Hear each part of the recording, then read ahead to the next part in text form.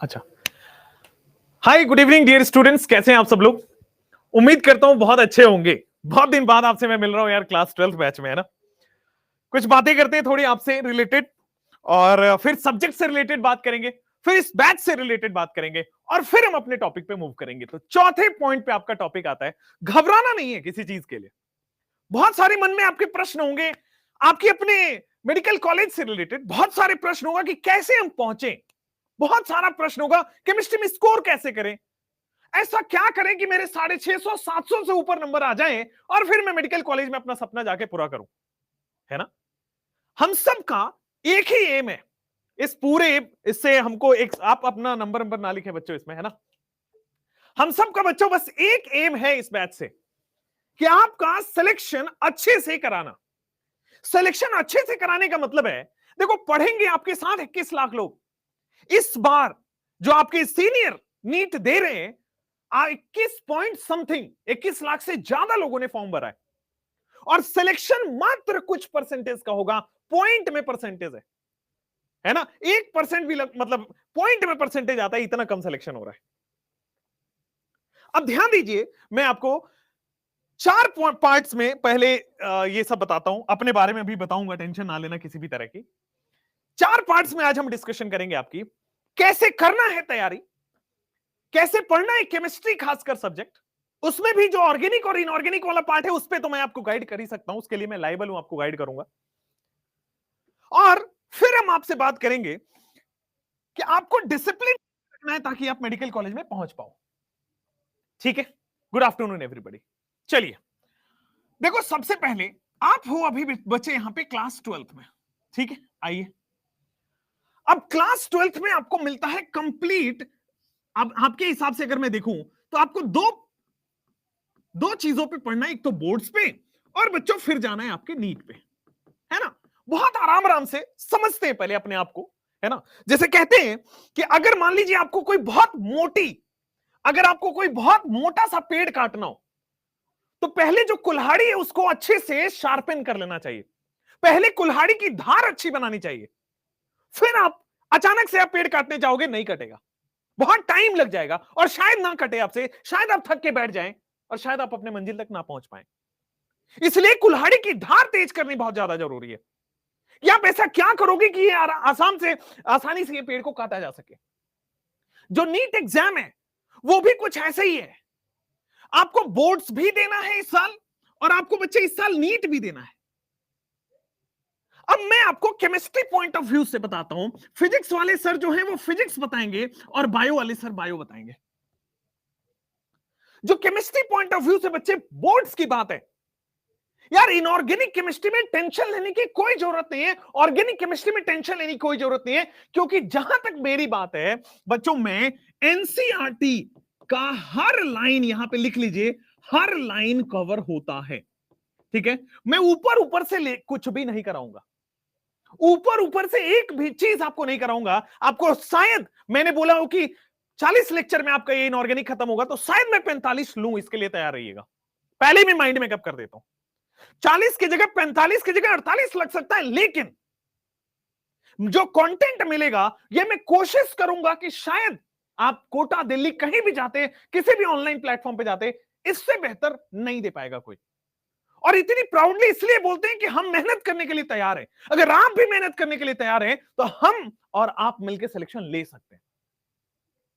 हां, लेकिन जितनी जोश और मोटिवेशन आज है, क्या यही एक महीने बाद भी रहेगी? अगर एक महीने बाद भी इतनी ही जोश और मोटिवेशन रहेगी, कोई रोक नहीं सकता आपकी मंजिल को पाने में। कई लोगों का होगा अभी सर स्कूल भी जाते, कई लोग ऐसा होगा कि सर मेरे पास और भी बहुत सारा काम है इससे रिलेटेड, कई लोग डिफरेंट डिफरेंट ऑफलाइन कोचिंग्स में भी जाते होंगे।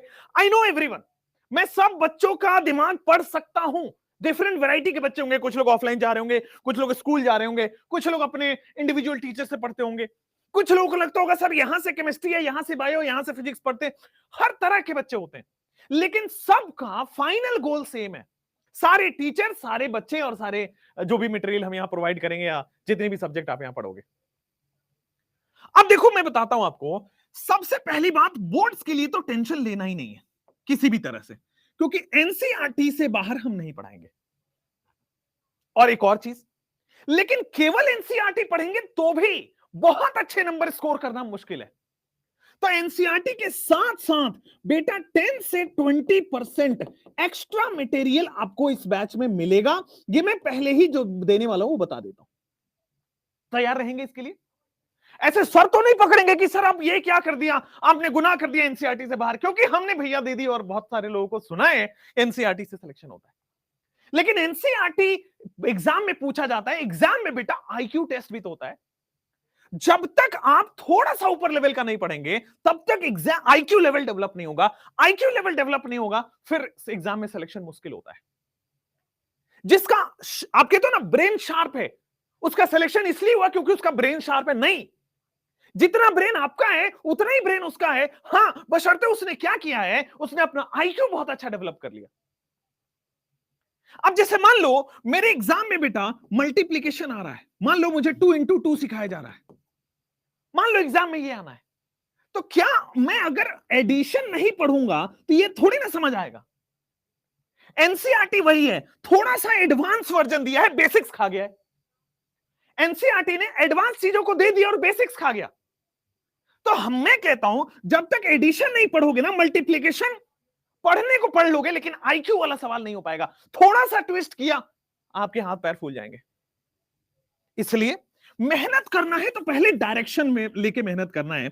एक और चीज बता दूं केमिस्ट्री के लिए रिगार्डिंग, एक और चीज बता दूं, पूरे साल भर अपने पूरे टाइम टेबल को कैसे बताते हैं और फिर केमिस्ट्री घुसाते हैं उसके अंदर। आ जाओ, जो बोर्ड्स वाले स्टूडेंट होते हैं ना बच्चे, उनका मैं टाइम टेबल एक बार थोड़ा सा डिस्कस कर लेता हूं, क्या आपको करना चाहिए। देखो, शायद आप स्कूल जाते होंगे, शायद आपके पास बहुत सारा काम होगा, लेकिन ये 3 ऐसा समय जो हर बच्चे के पास कॉमन फ्री होता है। और आज से अगर आप एक बात थोड़ी मन में बिठा लो और लॉक लगा लो कि यार अगर मैं 2 घंटे 2 आवर फिजिक्स को दिया, अगर मैं 2 घंटे केमिस्ट्री को दिया, अगर मैं 2 घंटे ही बायो को दिया 2 आवर। अभी आऊंगा, कई लोग कमेंट्स में देख पा रहा हूं मैं कि लिख रहे हैं कि 11th बर्बाद है, उस पर भी आता हूं, है ना। चलिए अब आते हैं, थोड़ी ऑनेस्ट ओपिनियन दूंगा मैं, थोड़ा सा हो सकता है मैं कड़वा बोलूं, लेकिन आपके सिलेक्शन के लिए बड़ा जरूरत होगा, वो बहुत जरूरत होगा। अब आपसे कई लोग यहां तक डिपेंडेंट हो जाते हैं, सर आप मुझे बताओ कौन से 2 घंटे में फिजिक्स पढ़े। ये मैं आप पे छोड़ता हूं। शायद आप सुबह के 6 से 8 में इसको करना पसंद करेंगे। सुबह सुबह बच्चों दिमाग फ्रेश होता है, कैलकुलेशन आसान होगा और आप ज्यादा से ज्यादा एनालाइज कर पाएंगे अपने सब्जेक्ट को। दूसरा, केमिस्ट्री की जहां तक बात है बच्चे, आप स्कूल से आने के बाद कर लीजिए, बहुत अच्छा, मतलब मान लीजिए आपका 8 बजे तक यहां क्लास चल रहा है ना, 8 बजे तक मान लीजिए आपका यहां क्लास चल रहा है, तो आपने थोड़ा डिनर विनर किया, 9 बजे से लेकर के 11 बजे तक आपने 11 पीएम तक, 9 से 11 पीएम तक आपने ये वाला कर लिया। और बायो, तो सर आपके स्कूल में जो टाइम बच रहा है, अब मैं बायो को ऐसा नहीं कह रहा कि कॉम्प्रोमाइज कर दो, मैं कह रहा हूं बायो बहुत अच्छे से करो, क्योंकि ये 50% मार्क्स आपको दिलाएगा पूरे नीट में। आप क्या करोगे, या तो आप लेट नाइट तक जगोगे, क्योंकि आप 6 बजे से पढ़ना चालू कर रहे हो, तो हो सकता है आप कहीं 1 बजे तक 1 AM तक पढ़ो इसको। थोड़ा सा पार्ट इसका आफ्टरनून में ले लो, क्योंकि अगर आप स्कूल जा रहे हो तो ये सब मैनेज करना पड़ेगा। थोड़ा सा मान लो आप 9 बजे से लेकर के 10 बजे तक सुबह भी ले लिया, ये आपको टाइम चुराना पड़ता है ना। बहाने बनाने के लिए बहुत बना सकते हैं कि सर स्कूल भी जाना है, सर उनको भी बात करना है, उनसे भी ये देखना है, ये भी मटेरियल करना है, वो भी क्लास करना है। बहाने बनाने के लिए 1 लाख लोग बच्चे मिल जाएंगे आपके, लेकिन उस 1 लाख में से एक बच्चा होता है वो कहीं कहीं से टाइम चुरा लेता है। जब जो मेरे क्लास का टॉपर हुआ करता था, अब मेरे क्लास की, मेरे खुद के दोस्त की बात बता रहा हूं, वो क्या करता था, लंच करते हुए ना एनसीईआरटी को ऐसे पढ़ते रहता था 11 12th में, लंच करते हुए, और हम देखते थे शो ऑफ कर रहा है, और उसका पहली बार में सिलेक्शन हुआ, हमारा पहली बार में नहीं हुआ था। तो आपको टाइम चुराना पड़ेगा। दुनिया जो कहे यार, दुनिया तो आप अच्छा भी कर जाओगे तब भी कहेगी यार उसका भाग्य साथ दे दिया, वो लक अच्छा था इसलिए सिलेक्शन हो गया। दुनिया का मत सुनो, अपना करो, ठीक। तो आपको मिनिमम ये वाला टाइम तो बच्चों आपको देना ही पड़ेगा, 2 और 2 वाला, इससे आप बच नहीं सकते। अगर किसी भी दिन कॉम्प्रोमाइज हो रहा, अगले दिन 2.5 घंटे 3 घंटे उस सब्जेक्ट में देना पड़ेगा। ये आप समझोगे, कुछ रिस्पॉन्सिबिलिटी आपकी भी तो लेनी पड़ेगी। मैक्सिमम रिस्पॉन्सिबिलिटी हम लोग लेके करा देंगे, लेकिन आपकी रिस्पॉन्सिबिलिटी ये जरूरी है। और ये जो मैं बोल रहा हूं ना सर, ये केवल और केवल प्रैक्टिस का टाइम दे रहा हूं। ऐसा नहीं कि सर अब तो दो घंटे तो आप पढ़ाओगे ही केमिस्ट्री, 2 घंटे तो फिजिक्स पढ़ाएंगे ही सर, 2 घंटे तो बायो पढ़ाएंगे, मजा आ जाएगा, सिलेक्शन हो जाएगा। नहीं, this 2 our is for practice. अब थोड़ा सा थाम के बैठ जाओ। चैट ऐसे करने से सिलेक्शन नहीं होगा, मैं बताता हूं बाद में। थोड़ा सीरियसली बैठोगे टेबल पे, चेयर पे, पेन कॉपी लोगे, स्क्रीन सामने लगा रहेगा, मोबाइल का स्क्रीन होगा, अभी कुछ दिन में वेब भी आ जाएगा तो आप लैपटॉप पे भी देख सकते हैं। और जो जो बातें बोली जा रही है ना, उसको 3-4 डायमेंशन में सोचोगे कि सर ने ये बोला, क्या ये हो सकता है, क्या ऐसा भी हो सकता है, क्या वैसा भी हो सकता है। जब दिमाग की नसों को तनेगी ना, जब दिमाग की नसों को खोलोगे ना, तब जाके होगा आपका, तब जाके काम बनेगा, आईक्यू लेवल बनेगा। एक चीज और, एक चीज और, आपको मैं सक्सेस मंत्रा दे रहा हूं, आज के बाद कभी नहीं दूंगा, आज के बाद कभी नहीं दूंगा सक्सेस मंत्रा, ध्यान दीजिएगा। और आपको याद ही है बेटा, मैं कंटेंट का टीचर हूं, ज्यादातर पढ़ा के अभी दिखाऊंगा, 15 मिनट दे दो, केमिकल बॉन्डिंग में आपको पढ़ा के बताता हूं, फिर आप बताना कि शायद इससे बेहतर संभव नहीं हो सकता है पढ़ाना। अगेन आई एम सेइंग, जो आपको नोट्स मिलेगा, मटेरियल मिलेगा, जो आपको कंटेंट मिलेगा, जो क्वेश्चंस मिलेंगे, उसमें मैंने ऐसा नहीं कि कोई नई थ्योरी इजाद कर दी है, नहीं, कहानी सेम है, पूरा चैप्टर सेम है, एनसीईआरटी पूरा कवर होगा। दूसरा, जो भी दिल्ली में, कोटा में या डिफरेंट डिफरेंट प्लेटफॉर्म्स पे कोई भी आपके नोट्स बना रहे होंगे या आप पढ़ रहे होंगे, उन सारे के अच्छे क्वेश्चंस, उन सारे का अच्छा कॉन्सेप्ट, उन सारे का शॉर्ट ट्रिक्स यहां आपको मिलेगा वन स्टॉप सॉल्यूशन। हाँ, ये खुल के मैं बोलता हूं, मैं कोई नया आविष्कारक थोड़ी ना हूं।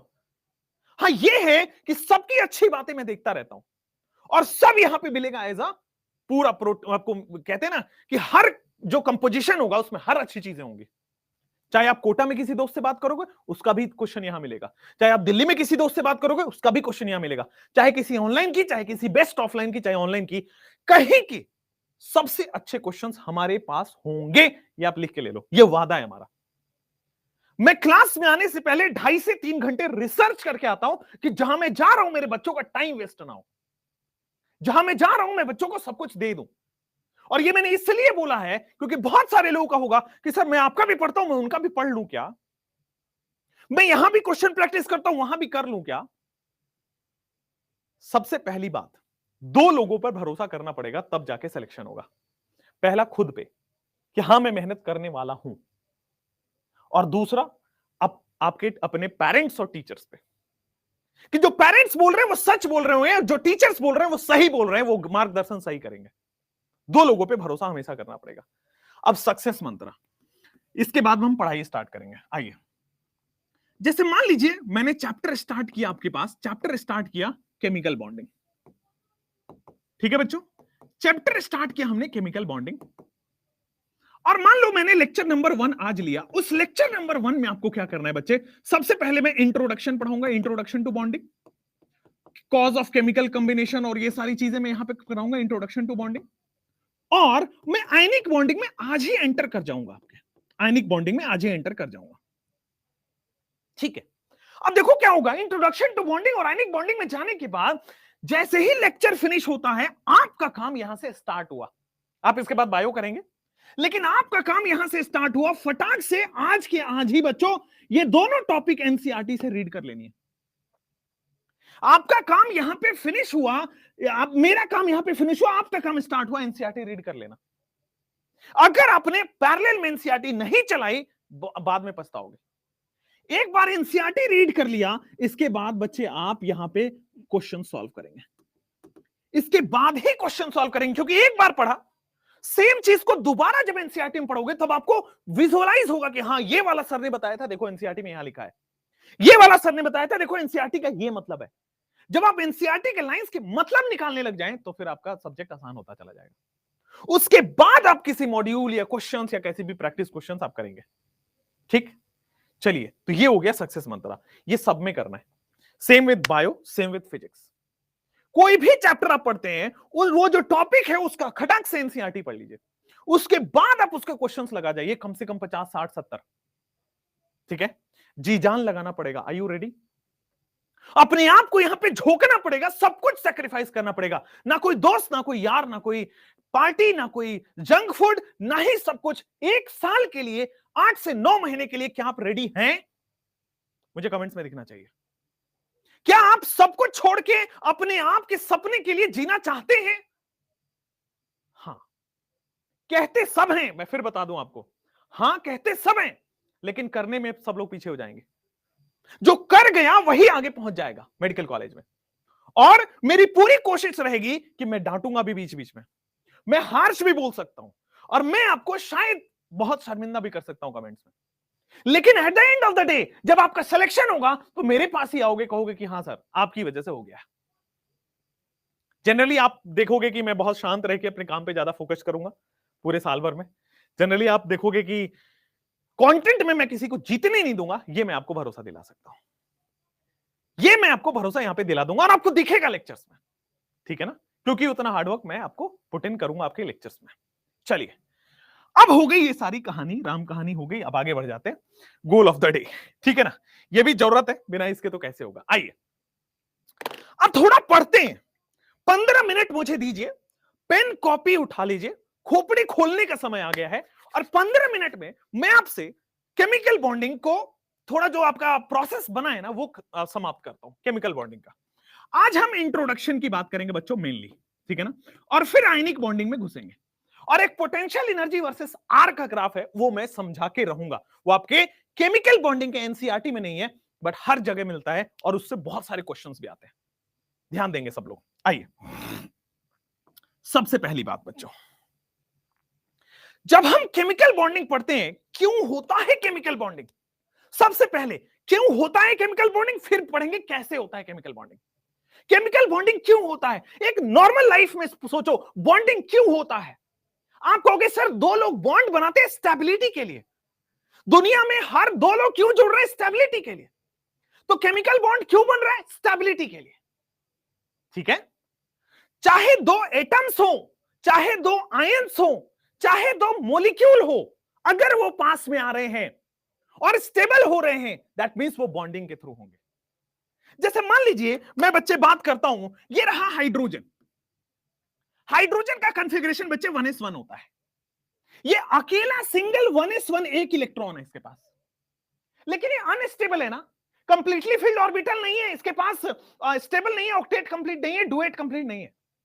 मैं एक और हाइड्रोजन को बुलाता हूं, ये भी 1s1 है, इसके पास भी एक सिंगल इलेक्ट्रॉन है, लेकिन ये स्टेबल नहीं है। ये वाला हाइड्रोजन की बात करो और ये वाला हाइड्रोजन की बात करो बच्चों, ये स्टेबल नहीं है। लेकिन अगर मैं इन दोनों को पास ले आता हूं तो दोनों मिलके कुछ तो कर सकते हैं। जैसे आप अकेले अभी स्टेबल नहीं हो, लेकिन जैसे ही डॉक्टर बन जाओगे, आपके घर वाले मम्मी पापा कहेंगे नहीं, किसी और को ले आते हैं। अगर आप लड़के हो तो किसी लड़की की तलाश होगी। स्टेबिलिटी के लिए दो लोगों को पास लाया जाता है, स्टेबल होगा जिंदगी। वैसे ही अगर आप लड़की हो तो आपके किसी लड़के के लिए तलाश होगी, और कई लोग तो बेटा कॉलेज में ही खुद ही कर लेते हैं स्टेबिलिटी। लेकिन मैं कहने का मतलब यह है कि बॉस, केमिकल बॉन्डिंग क्यों हो रही है? Because of the stability. हमें स्टेबिलिटी गेन करना है किसी भी तरह से, और वो केमिकल बॉन्डिंग कराता है। तो पहली चीज मैं बताऊं आपको, व्हाट इज केमिकल बॉन्ड। अच्छा, दो लोग पास आ रहे हैं, सबसे पहली बात, दो लोग पास आ रहे हैं, इसका मतलब पास क्यों आ रहे हैं दो लोग? जब अट्रैक्शन हो रहा होगा। आप किसी के पास क्यों पहुंचने की कोशिश करते हो? क्योंकि अट्रैक्शन हुआ। आप हमारे पास क्यों पढ़ने आए हो? क्योंकि अट्रैक्शन हुआ बच्चों। हां सर, केमिकल बॉन्ड क्यों हुआ है? क्योंकि सर अट्रैक्शन हुआ है, अट्रैक्शन से दो लोग पास आए हैं। What is chemical bond? Chemical bond is a attraction force, और उस अट्रैक्शन फोर्स से टू एटम्स पास आ रहे हैं, टू मॉलिक्यूल्स पास आ रहे हैं, टू आयंस पास आ रहे हैं। हां, मॉलिक्यूल्स में भी केमिकल बॉन्ड लगता है, भी बताऊंगा अभी। So what is chemical bond? The attraction force which holds together या which binds together two atoms, two molecules, two ion। अब दो एटम के पास में आने से क्या हो रहा है? स्टेबिलिटी बढ़ रही है। दो आयन के पास में आने से क्या हो रहा है? स्टेबिलिटी बढ़ रही है। दो मॉलिक्यूल के पास में आने से क्या हो रहा है? स्टेबिलिटी बढ़ रही है। तो केमिकल बॉन्डिंग क्यों पढ़ते हैं? स्टेबिलिटी बढ़ रही है। बोलो क्लियर क्या? What is chemical bond? Chemical bond is the attraction force. The attraction force due to which two atoms come together, two ions come together, two molecules come together. And why they are coming together? Because they want stability. लिखेंगे यहां पे definition. What is chemical bond? The attraction force.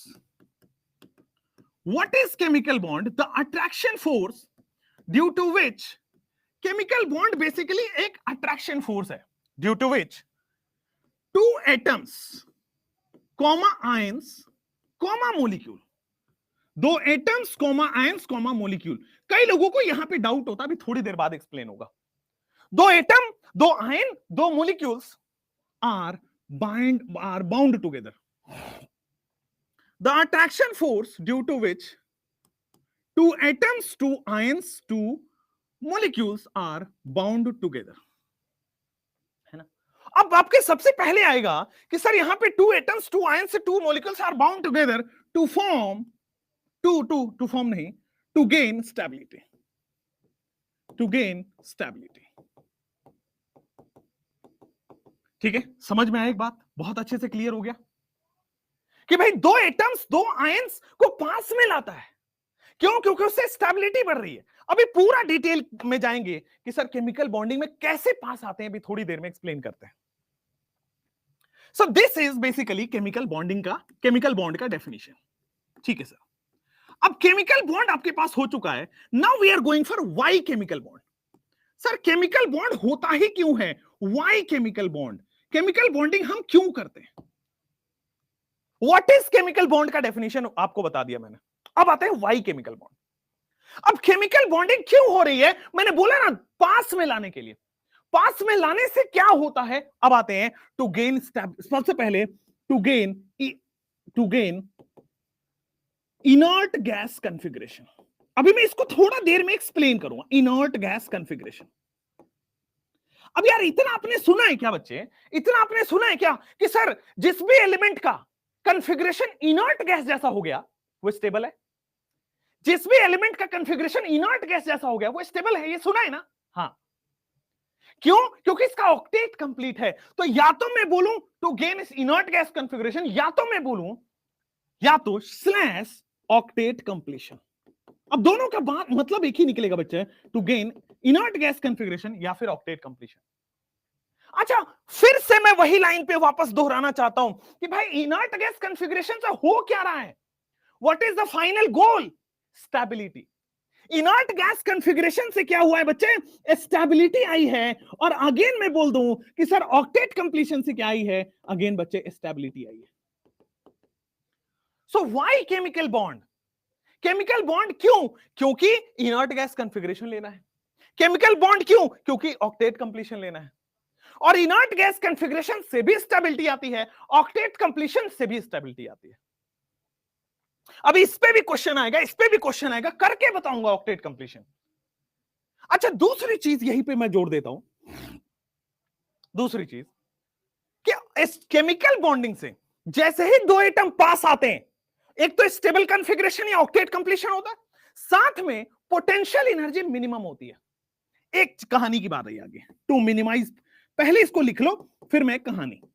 To minimize potential energy. पूरी कहानी सुनाते रहूंगा पूरे साल. और आपका इनऑर्गेनिक केमिस्ट्री पूरे साल तो नहीं चलेगा ऑब्वियसली.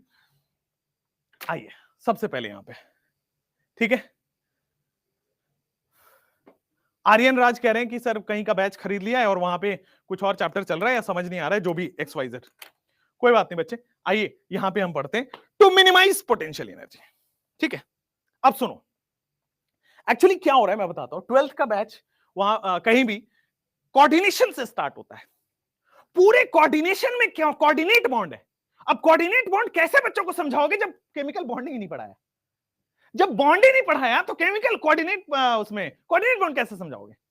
उसमें लोन पे डोनेट हो रहा है पूरा VBT कैसे समझाओगे? VBT तो केमिकल बॉन्डिंग में. VBT कैसे समझाओ? तो मतलब खाना पूर्ति नहीं करेंगे हम, पढ़ाएंगे पूरे अच्छे से. चलिए यहां पे आइए, आपका मैसेज दिख रहा है यहां पे. एक बड़ा अच्छा फीचर है कि सब बच्चे का खुद का ही मैसेज दिख रहा होता है, तो आप डिस्ट्रैक्ट नहीं हो पाओगे. बड़ी अच्छी फीचर मुझे लगी ये चीज. ठीक है, आइए अब आते हैं टू मिनिमाइज पोटेंशियल एनर्जी. अब सुनो, जैसे मान लो आप कहीं जाते हो पढ़ने, या कहीं भी चले गए, मान लीजिए स्कूल गए होंगे, कॉलेज गए होंगे, कहीं तो गए होंगे, या ट्यूशन सेंटर या कोचिंग सेंटर कहीं तो गए होंगे, आपको वहां पे कोई अच्छा दिल लग जाता है, पहले दो बेंचेस में बैठे हुए इंसान बड़े अच्छे लग जाते हैं, फिर आप क्या करते हो, सर यही है जीवन साथी, अब इसी के बिना जीवन संभव है ही नहीं। फिर आप करते हो कि सर अट्रैक्शन हो रहा है, वहां पे अट्रैक्शन हो रहा है। अब अट्रैक्शन जब हो चुका है, आपका अट्रैक्शन हुआ है, तो क्या होगा सर, आप कोशिश करोगे मूवी दिखाने की, पैसे खर्च, आप कोशिश करोगे रेस्टोरेंट में ले जाने की, पैसे खर्च, आप कोशिश करोगे कहीं घुमाने की, पैसे खर्च, आप कोशिश करोगे कहीं अच्छे गिफ्ट देने की, पैसे खर्च, मतलब हर जगह पोटेंशियल एनर्जी खर्च हो रहा है, मिनिमम हो रहा है।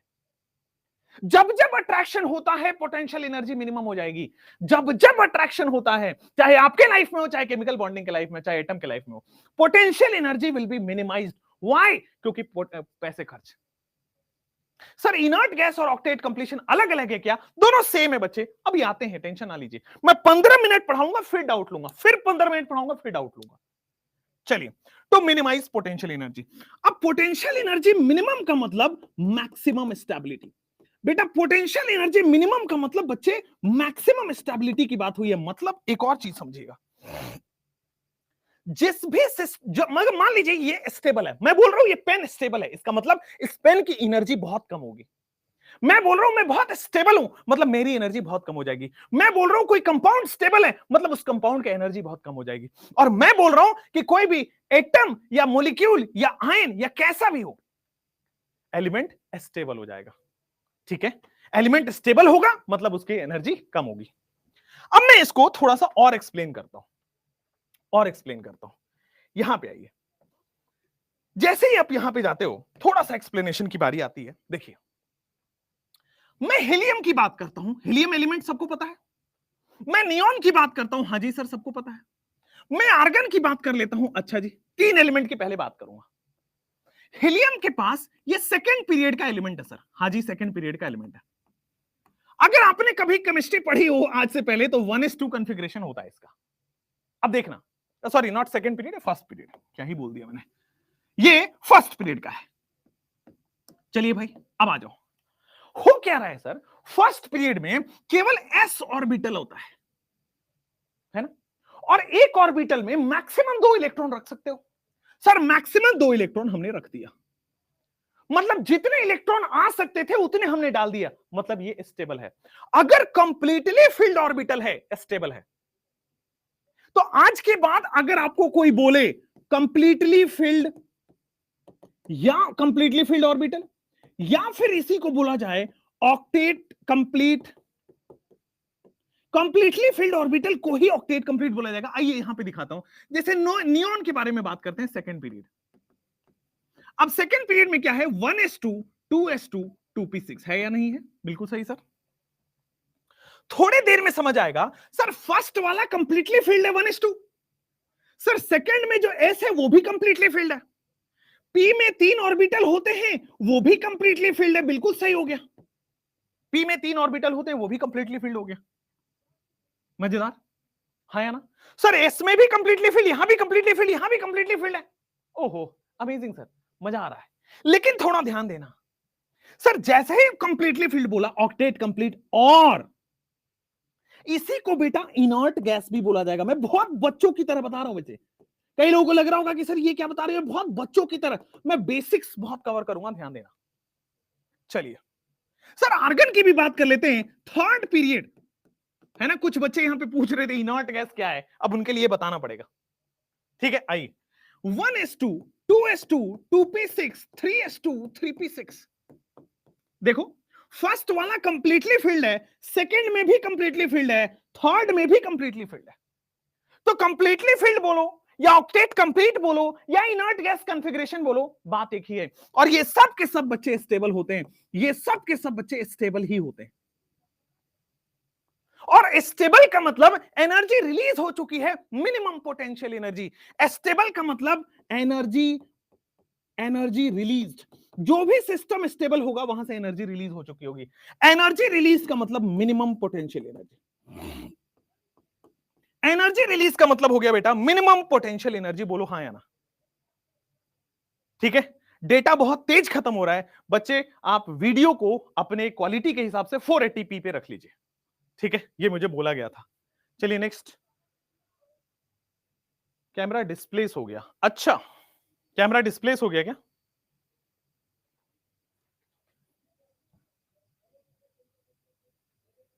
अब ठीक हो गया होगा कैमरा, अब ठीक हुआ कैमरा। चलिए नेक्स्ट, ये वायर की दिक्कत से हो गया। अब आइए यहां पे, वीडियो नहीं दिख रहा, क्या बात कर रहा हूं? नहीं नहीं दिख रहा,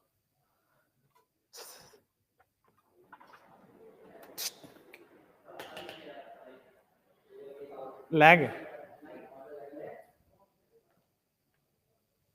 दिख रहा हूं या नहीं दिख रहा हूं? वीडियो नॉट विजिबल, वीडियो इसमें नहीं आ रहा, एक बार देखो आप, पेड क्लास है।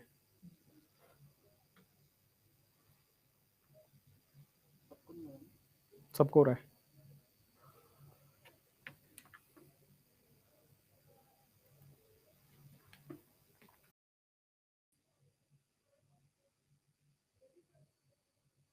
ठीक है, आपकी आवाज बहुत तेज है, धीरे बोलूं ऐसा? वीडियो नहीं, नो वीडियो। अब दिख रहा है, क्लियर हुआ? अब आया है, अब आया है, क्लियर है? बहुत गिर गए। चैट्स दिख रही है मुझे, प्रॉपर चैट्स दिख रही है, टेंशन ना लो। Video not visible, no video आ रहा है। हाँ, कुछ लोगों को दिख रहा है, कुछ लोगों को no video only audio is available. क्या बात कर रहे हो यार, दिखना तो चाहिए। अच्छा चलो, तब तक ना हर परिस्थितियों का फायदा उठाते हैं, आपसे बात कर लेते हैं। आपको कैरियर पॉइंट में देखा था, क्या बात है, बहुत पहले देखा था, फिर अभी क्यों देख रहे हो? हद होगी। चलो नेक्स्ट। हाँ भाई, ठीक कर रहे, ठीक कर रहे। ऐसी पिच पे बोलूं, क्या बात कर रहे हैं? अरे अरे अरे, तुम तो एनर्जी खत्म करोगे मेरी। हाँ, पेन को उसमें थोड़ा और डार्क करके लिखूं, चलेगा? और क्या हाल चाल है सर? मेरा अच्छा है, आप कैसे हैं भाई? भाई इतनी स्पीड से चैट जा रही है ना, मुझे सीरियसली पढ़ने में बहुत दिक्कत हो रही है। सर ब्लैक स्क्रीन पे लिखना, अच्छा इसको ब्लैक कर दूं ऐसा? चलो ठीक है, ब्लैक भी कर लेंगे। रिकॉर्डेड मिलेगा आपको, क्लियर है ना? है ना? अभी दिख रहा है सबको, कोई दिक्कत तो नहीं है? वीडियो वीडियो सब प्रॉपर आ रही है? Video and audio all proper visible है? नो सर, क्या बात कर रहा हूं? चलो देख रहे हैं, देख रहे हैं, कोई दिक्कत नहीं है, देखते हैं। ये स्क्रीन कलर ठीक है ना? हाँ, ये वाला ठीक रहता है, थोड़ा आंखों को चुभता नहीं है। आई थिंक बहुत डार्क ब्लैक भी चुभता है और ये भी चुभता है। हाँ, विजिबल है तो सर बहुत बढ़िया। कुछ लोगों को नहीं दिख रहा है, सब सही है सर, बढ़िया है, क्लियर है, परफेक्ट है। लिंक से रीजॉइन करने पे दिख रहा है, तो बच्चों लिंक से रीजॉइन कर लो यार। वीटी से रोपी, थैंक यू यार। चलिए, तो मैं यहां पे बता रहा था, जो कुछ लोगों ने एकदम बहुत ही वाहियात सवाल पूछ लिया कि सर इनर्ट क्या होता है, तो बेटा मैंने बता दिया कि जो कंप्लीटली फिल्ड है, जिनका ऑक्टेट कंप्लीट है, वही इनर्ट है और वही स्टेबल है। और जो स्टेबल है बेटे, वो वहां एनर्जी रिलीज हो जाती है और वो मिनिमम पोटेंशियल एनर्जी पे आते हैं। ठीक है? नहीं, कुछ बच्चों को नहीं दिख रहा अभी। हाँ, अच्छा, लिंक से बच्चों रिज्वाइन कर लो, आपको दिख जाएगा। चलिए, हाँ ठीक है। चलिए नेक्स्ट मूव करते हैं हम अपने उस पे कि पोटेंशियल एनर्जी, जो हमने बताया आपको, पोटेंशियल एनर्जी का ग्राफ समझना बहुत जरूरी है बच्चों, यहां ध्यान देंगे।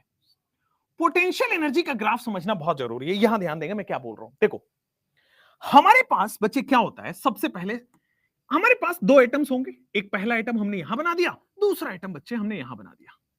हमारे पास दो एटम्स होंगे, एटम्स में बच्चे बीच में न्यूक्लियस होता है ना? हाँ, इस एटम में भी बीच में न्यूक्लियस होगा, बिल्कुल सही बात है। ठीक है सर, इस एटम के ऑर्बिट्स में इलेक्ट्रॉन भी होंगे, इस एटम के ऑर्बिट्स में इलेक्ट्रॉन भी होंगे, कहीं से कोई मुसीबत की बात नहीं है। आइए, ये जो पॉजिटिव चार्ज है, क्या इसको आपको नजर आ रहा है कि सर ये जो पॉजिटिव चार्ज है ये अट्रैक्ट करेगा अपोजिट चार्ज को, नेगेटिव चार्ज को? बिल्कुल सही।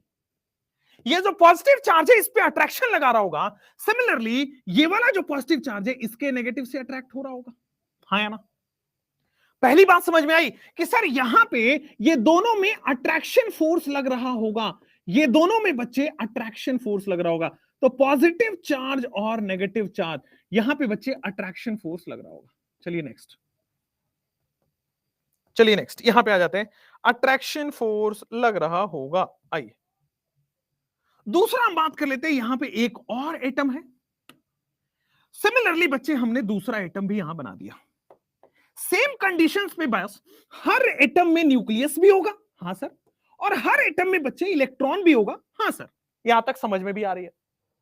थोड़ा ध्यान दो कि सर क्या ये बात सच है कि ये इलेक्ट्रॉन और इलेक्ट्रॉन नेगेटिवली चार्ज हैं और ये न्यूक्लियस और न्यूक्लियस पॉजिटिव चार्ज हैं? तो क्या ये बात सच है कि सर सेम चार्जेस में रिपल्सन लगेगा? बिल्कुल सही। सिमिलरली बेटा यहां भी दोनों सेम चार्जेस हैं, रिपल्सन लगेंगे? बिल्कुल सही। यहां पे आपको समझ में आ रहा होगा कि सर एटम्स के बीच में अट्रैक्शन फोर्स भी होता है और एटम्स के बीच में बच्चे रिपल्सन फोर्स भी होता है। दो तरह के फोर्स लग रहे हैं किसी भी एटम में। अब मान लीजिए दो लोग हैं, एक लड़का और एक लड़की, कोई भी है, एक मान लेते हैं बबलू है, एक बबली है। तो ये जो बबलू और बबली है ये दोनों पास आएंगे, क्योंकि भाई इन्होंने किसी कोचिंग में, किसी इंस्टीट्यूट में, इंस्टाग्राम पे देख लिया था। अब ये दोनों पास आएंगे क्योंकि अट्रैक्शन फोर्स लग रहा है। अट्रैक्शन फोर्स क्यों लग रहा है? सर एक मेल एक फीमेल है, दोनों अपोजिटली है। यहां पे भी बेटा एक पॉजिटिव चार्ज है, एक नेगेटिव चार्ज है। जहां भी अपोजिट चार्ज होंगे बच्चे वहां अट्रैक्शन होगा। जहां भी बच्चे अपोजिट चार्ज होगा वहां अट्रैक्शन होगा। बिल्कुल सही बोला आपने। और जहां भी सेम चार्ज होगा वहां रिपल्सिव होगा। जहां भी सेम चार्ज होगा वहां रिपल्सन होगा। हाँ या ना? अपोजिटली चार्ज में बच्चे अट्रैक्शन होगा और सेम चार्ज में बच्चे रिपल्सन होगा। मतलब अगर दो एटम्स पास आ रहे हैं इसका मतलब उसमें अट्रैक्शन फोर्स भी लगेगा और रिपल्सन फोर्स भी लगेगा। बोलो यहां तक clear? If two atoms are coming closer, there will be attractive force as well as repulsive force. धीरे धीरे सारे पॉइंट्स को लिखेंगे। If two atoms are coming closer, अगर दो एटम्स को हम पास ला रहे हैं, और पास क्यों ला रहे हैं बच्चे? क्योंकि उनको बॉन्ड बनाना है। If two atoms are coming closer, then two types of forces are acting. Then two types of forces are acting. दो तरह के फोर्सेस बच्चे उस पे लग रहे हैं। पहला हो जाएगा आपके पास अट्रैक्शन फोर्स और दूसरा हो जाएगा आपके पास रिपल्सन फोर्स। पहला हो जाएगा बच्चे आपके पास अट्रैक्शन फोर्स और दूसरा तरह का जो फोर्स लगेगा बच्चे वो लग जाएगा बच्चे रिपल्सन फोर्स। हमने आपको यह भी एक्सप्लेन कर दिया कि कब अट्रैक्शन फोर्स लग रहा है, कब रिपल्सन फोर्स लग रहा है। अब दो एटम जब बहुत दूर हैं, ध्यान दीजिए, अट्रैक्शन फोर्स न्यूक्लियस की वजह से हो रहा है। दो एटम्स दूर दूर हैं तो एक का न्यूक्लियस दूसरे के इलेक्ट्रॉन पे अट्रैक्शन फोर्स लगा रहा है। पहले का एक का न्यूक्लियस दूसरे के इलेक्ट्रॉन पे फोर्स लगा रहा है। समझे? अट्रैक्शन फोर्स बड़ा होगा क्योंकि न्यूक्लियस में बहुत सारे प्रोटॉन्स होंगे, बहुत सारे चार्जेस हैं। लॉजिक समझिए, बहुत सारे प्रोटॉन्स हैं, बहुत सारे चार्जेस हैं, मतलब यहां पे अट्रैक्शन फोर्स ज्यादा लग रहा होगा।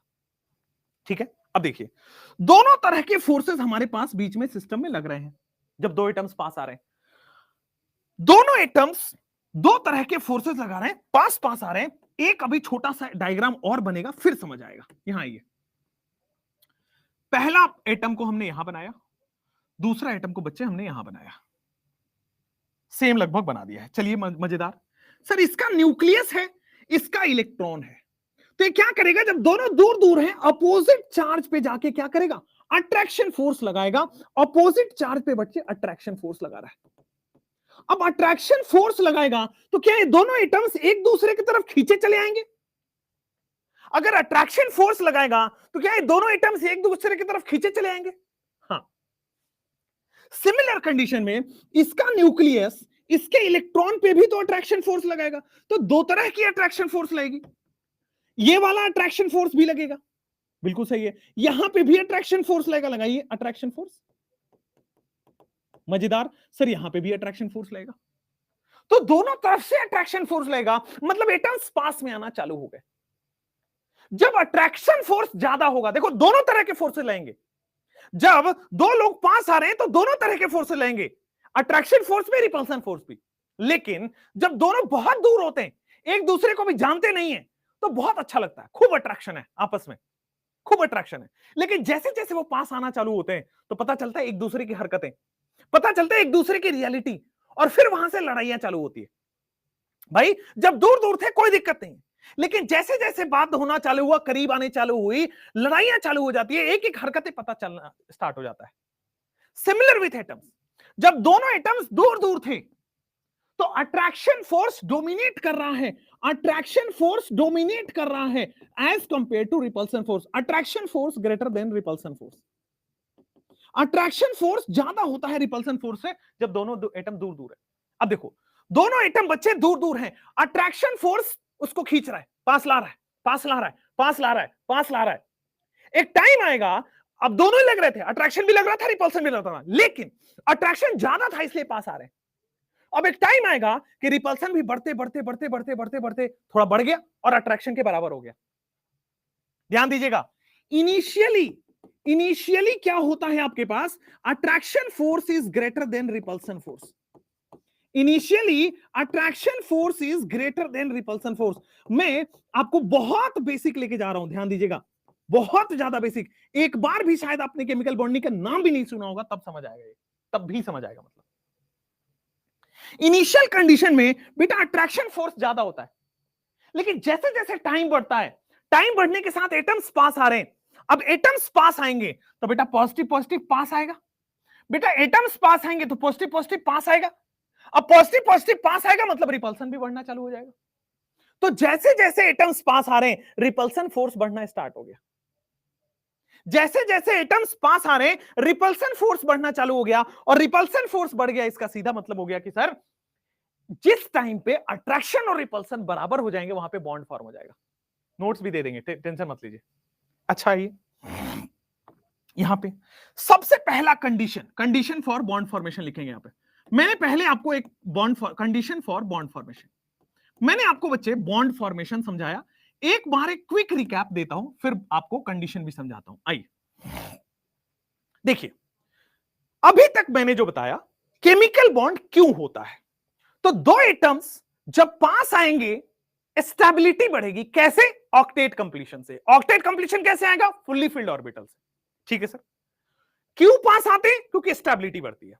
ठीक है, पास कैसे आएंगे मैं वो समझा रहा हूं। जब दो एटम्स बहुत दूर दूर थे तो अट्रैक्शन फोर्स बड़ा था, अट्रैक्शन फोर्स इन दोनों को पास ला रहा है, लेकिन जैसे ही पास आए हैं, इसका प्लस इसके प्लस के साथ रिपल्सन लग रहा है, इसका माइनस इसके माइनस के साथ रिपल्सन लग रहा है। मतलब जैसे ही पास आए हैं बच्चे, यहां पे रिपल्सन फोर्स भी लग रहा है। Initially attraction force is greater, ध्यान दीजिएगा, पहला इनिशियली शुरुआत में attraction force is greater than repulsion force. Concept में बच्चे नाच जाएंगे आप लोग, इतना कॉन्सेप्ट सही होगा। Attraction force greater than repulsion force, initially attraction force greater than repulsion force, तो क्या होगा? Atoms come closer. एटम्स क्या होते हैं बेटा? पास आना चालू होते हैं, लेकिन थोड़े टाइम के बाद attraction is equal to repulsion होगा। थोड़े टाइम के बाद जब एटम्स पास होना चालू होंगे, तो अट्रैक्शन फोर्स और बच्चे रिपल्सन फोर्स क्या हो जाएगा? बराबर हो जाएगा। थोड़े टाइम बाद अट्रैक्शन फोर्स और रिपल्सन फोर्स बराबर हो जाएगा। जब ना उतना ज्यादा प्यार है ना उतना ज्यादा लड़ाइयां हैं, उसी टाइम पे बेटा शादी कर दी जाती है। जैसे ही अट्रैक्शन इक्वल टू रिपल्सन हो जाएगा बेटा, यहीं पे बॉन्ड फॉर्मेशन हो जाता है, यहीं पे बॉन्ड फॉर्मेशन हो जाता है। अब एक बार बॉन्ड फॉर्म हो गया, इसके बाद भी अगर क्लोज लाते हो, हाईली रिपल्सन हो जाएगा। ध्यान दीजिएगा, तीसरा कंडीशन कि initially attraction force greater, atom कम क्लोजर। जब अट्रैक्शन और रिपल्सन बराबर हो गए है ना, एटम्स बिकम स्टैटिक। एटम्स जो है वो स्टैटिक हो जाता है, मतलब रुक गया एटम, अब पास नहीं आ पा रहा है, क्योंकि अट्रैक्शन भी उतनी है, रिपल्सन भी उतनी है, प्यार मोहब्बत भी उतनी है और लड़ाई भी उतनी है। अच्छा सर, अब मान लीजिए अगर हम more closer, if we bring more close, if we bring atoms more closer, अगर हम बच्चे एटम्स को और पास लाते हैं, अब बॉन्ड फॉर्मेशन की कंडीशन आ गई, और पास लाओगे तो बेटा प्लस और प्लस बहुत पास आ गए, माइनस और माइनस बहुत ज्यादा पास आ गए, रिपल्सन स्टार्ट हो जाता है। तो यहां पे क्या होगा, अट्रैक्शन फोर्स कम हो जाएगा रिपल्सन फोर्स से। शायद ये 10-20% ही समझ में आया हो, और इतना ही आता है ऑन एन एवरेज, और इतना ही आता है बच्चे ऑन एन एवरेज। लेकिन लेकिन लेकिन 5 मिनट और लूंगा और ये सारी चीजें यहां पे सेट होगा। 2 मिनट 5 मिनट दीजिए, पहले ये लिख लीजिए क्योंकि ये थ्योरी भी लिखना आपको जरूरी है। लेक्चर प्लानर में क्या है, नमस्ते चैट शो नहीं हो रहा है बेटा, शोएल बेटा चैट स्लो हो रहा है। लेक्चर प्लानर में सारा चीज मेंशन्ड है, आयनिक बॉन्ड आज लिखा हुआ है बिल्कुल। हाय बच्चों, हाय, आप सब लोग हाय भी बोल रहे हैं, नाइस बोल रहे हैं, थैंक यू सो मच। नमस्ते गुरुजी बोल रहे हैं, नमस्ते आपको, लिख लिया है सर, थैंक्स, बहुत बढ़िया। अब सब लोग पेन कॉपी छोड़ के थोड़ी देर मेरी तरफ देखेंगे। इनिशियली एटम्स बहुत दूर दूर थे, इनिशियली एटम्स बहुत दूर दूर थे। हाँ जी, इसका न्यूक्लियस किसके इलेक्ट्रॉन पे मारेगा? आपके कमेंट्स में आंसर दिखने चाहिए कमेंट्स में। सर इसका प्लस इसके माइनस से अट्रैक्ट हो रहा है, मजा आ गया। सिमिलर कंडीशन में सर इसका भी न्यूक्लियस इसके माइनस से अट्रैक्ट हो रहा है, हाँ है ना, बहुत बढ़िया सर। सर यहां पे जब एटम्स दूर दूर थे तो attraction force greater than repulsion force था। Attraction force greater than repulsion force है तो दोनों एटम्स बच्चे पास आएंगे। Attraction force greater than repulsion force है, दोनों एटम्स पास आएंगे। अब दोनों एटम्स पास आ रहे हैं तो पहला यहां दोनों एटम्स थोड़ा सा पास आ गए हैं, तो बेटा दोनों एटम्स उधर रख दो, दोनों एटम्स पास आ गए हैं। वो भी थोड़ा चला है और ये भी थोड़ा चल दिया। अब अट्रैक्शन फोर्स रिपल्सन फोर्स से बड़ा है तो दोनों एटम्स पास आए, लेकिन जैसे ही पास आया तो क्या इसका इलेक्ट्रॉन और इसका न्यूक्लियस रिपल्सन फोर्स लगाएगा? सिमिलरली इसका इलेक्ट्रॉन रिपल्सन फोर्स लगाएगा, बिल्कुल सही। तो जब एटम्स पास हो गए हैं तो बच्चे attraction force is equal to repulsion force हो जाता है। अट्रैक्शन फोर्स रिपल्सन फोर्स पे आके स्टैटिक हो जाता है, ठीक है। अब अट्रैक्शन फोर्स रिपल्सन फोर्स में एटम्स दूर नहीं होते, क्या होते हैं वो मैं बता देता हूं।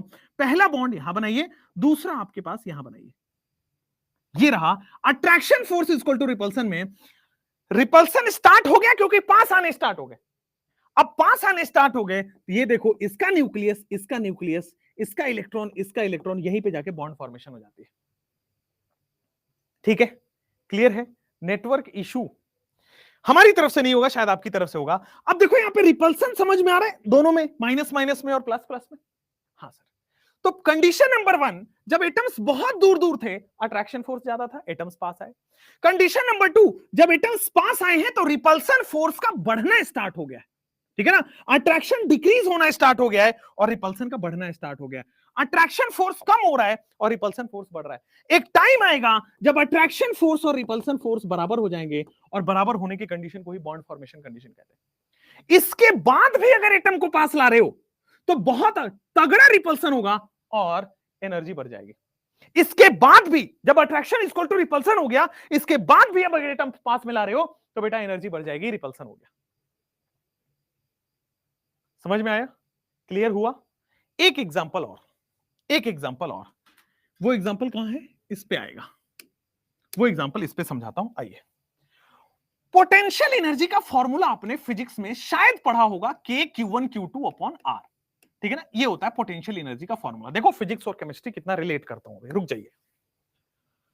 अब क्या होगा, मैंने पोटेंशियल एनर्जी वर्सेस आर का एक ग्राफ बनाया, मैंने यहां पे बच्चे पोटेंशियल एनर्जी रखा और मैंने यहां पे बच्चे आर का मतलब रेडियस रखा है। वाई एक्सिस पे पोटेंशियल एनर्जी और एक्स एक्सिस पे रेडियस। अगर मान लीजिए आर की वैल्यू बहुत ज्यादा है तो क्या पोटेंशियल एनर्जी कम है? Inversely proportional.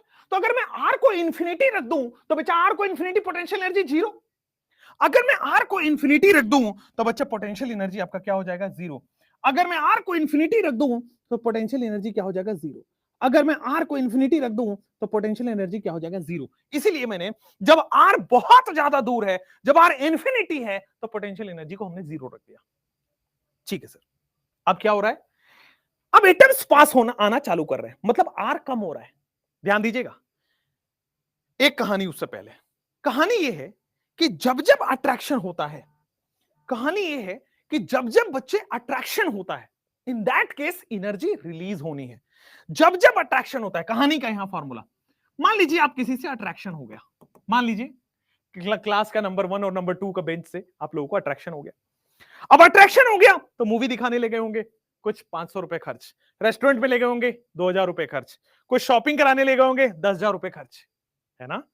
तो बेटा जब जब अट्रैक्शन होता है यहां पे एनर्जी रिलीज होता है, एनर्जी रिलीज, ये लिख लीजिए कॉपी में बेटा, पूरे केमिस्ट्री में काम आएगा। जब जब अट्रैक्शन होता है तब तब एनर्जी रिलीज होता है। अच्छा, जब जब रिपल्सन होता है तो बेटा रिपल्सन का मतलब लड़ाई होगी। अब लड़ाई हो गई तो दोनों का टेम्परेचर बढ़ा है, उधर वो भी टेम्परेचर बढ़ाया, इधर भी हाई टेम्परेचर है, तो बेटा यहां पे एनर्जी इंक्रीजेस या एनर्जी एब्जॉर्ब, एनर्जी इंक्रीज होगा और बच्चे एनर्जी एब्जॉर्ब होगा।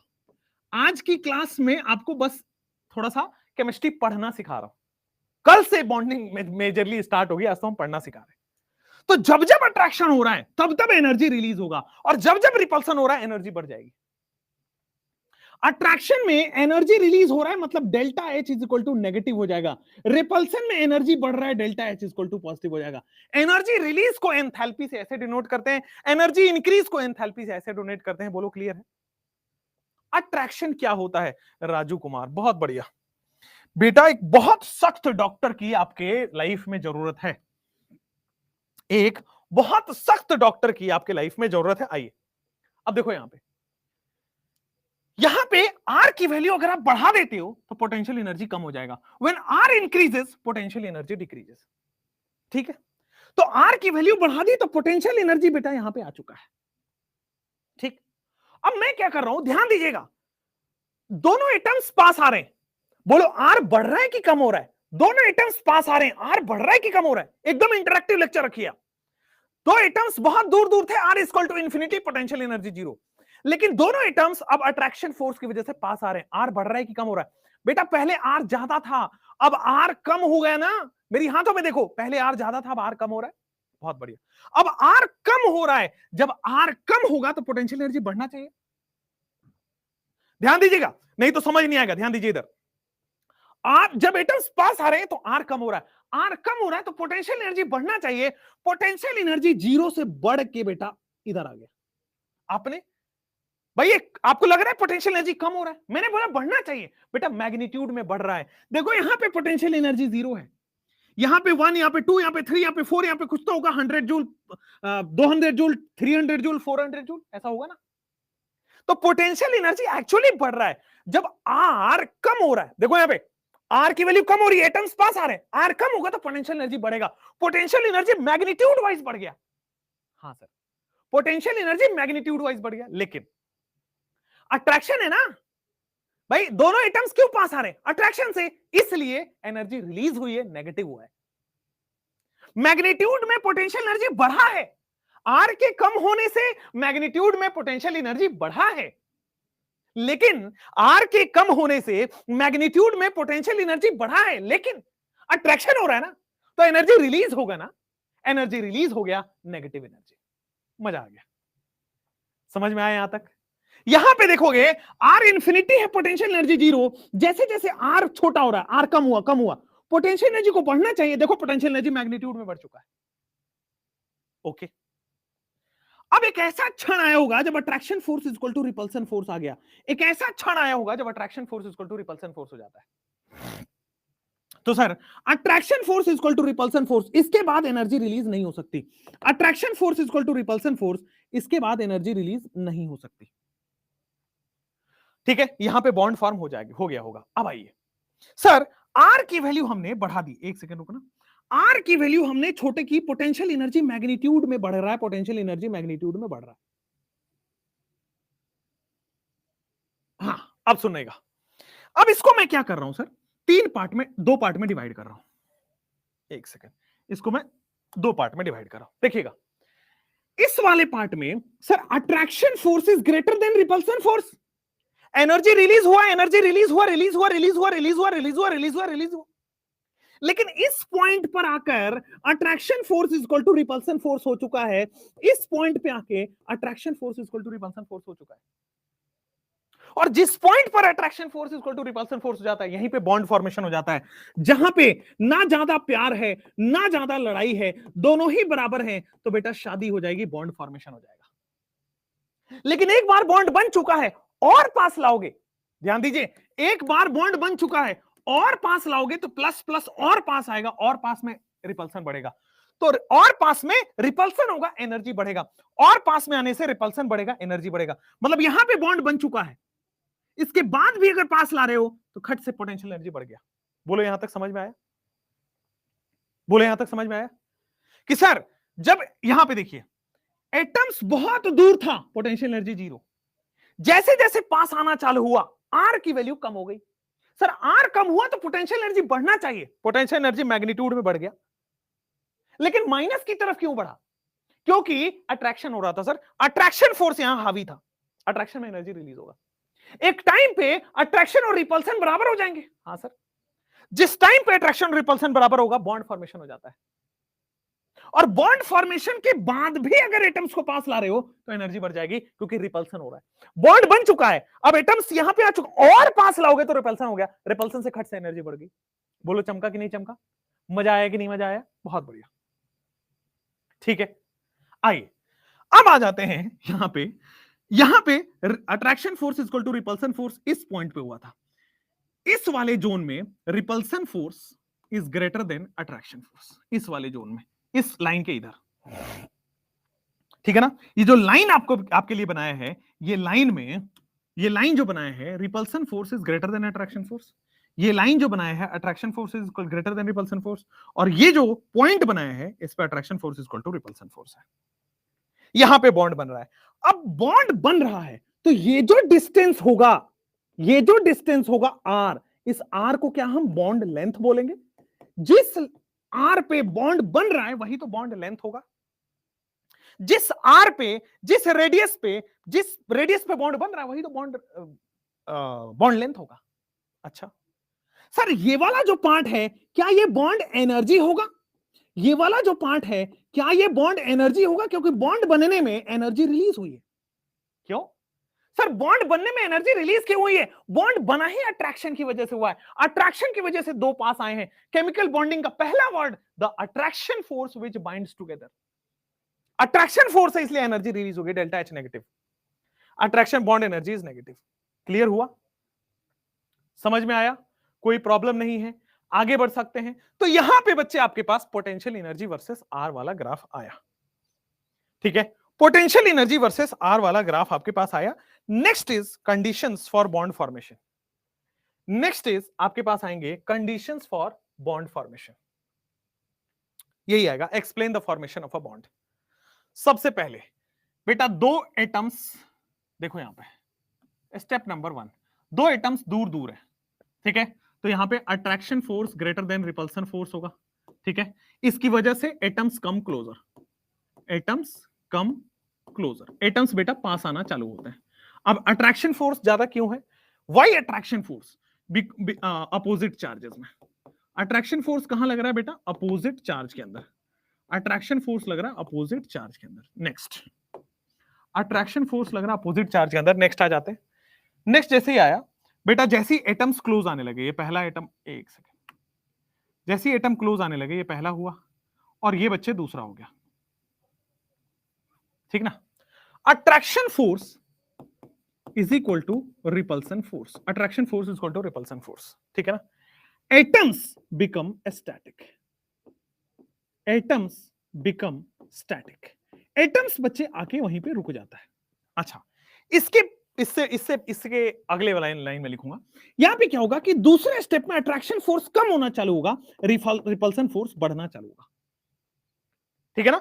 एटम्स पास आए हैं, पास आने से क्या होगा? अट्रैक्शन फोर्स कम होगा, रिपल्सन फोर्स बढ़ेगा। रिपल्सन फोर्स क्यों बढ़ रहा है? पॉजिटिव पॉजिटिव पास आ रहा है। तीसरे स्टेप में सर ये वहां तक पास आते हैं जहां पे दोनों के फोर्स बराबर हो जाए, ये वहां तक पास आते हैं जहां दोनों फोर्स बराबर हो जाए, और जहां दोनों फोर्स बराबर हो जाते हैं वहीं पे बॉन्ड फॉर्मेशन अकर्स, जहां दोनों फोर्स बराबर आ जाते हैं बच्चे वहीं पे बेटा बॉन्ड फॉर्मेशन होने लगती है। क्लियर हुआ? समझ में आया? नेटवर्क इशू क्यों हो रहा है? मुझे नहीं समझ में आया, मैं क्लास के बाद जरूर अपने टीम के लोगों को बता दूंगा, टेंशन नहीं है उसका। ठीक है, चलिए। दो न्यूट्रॉन नीट में बच्चे, न्यूट्रॉन नीट में अभी क्या होगा अभी आते हैं, ठीक है। नेक्स्ट जो भी होगा बता दिया जाएगा। अब आते हैं अभी तो केमिकल बॉन्ड कैसे बन रहा है समझ में आया होगा। अब जैसे मान लीजिए मेरे पास ये हाइड्रोजन है, आयनिक बॉन्ड की भी बात नहीं करेंगे। मान लीजिए बच्चे मेरे पास ये हाइड्रोजन है, ये हाइड्रोजन है, ठीक है सर। दूसरा एटम हाइड्रोजन होगा, ठीक है सर।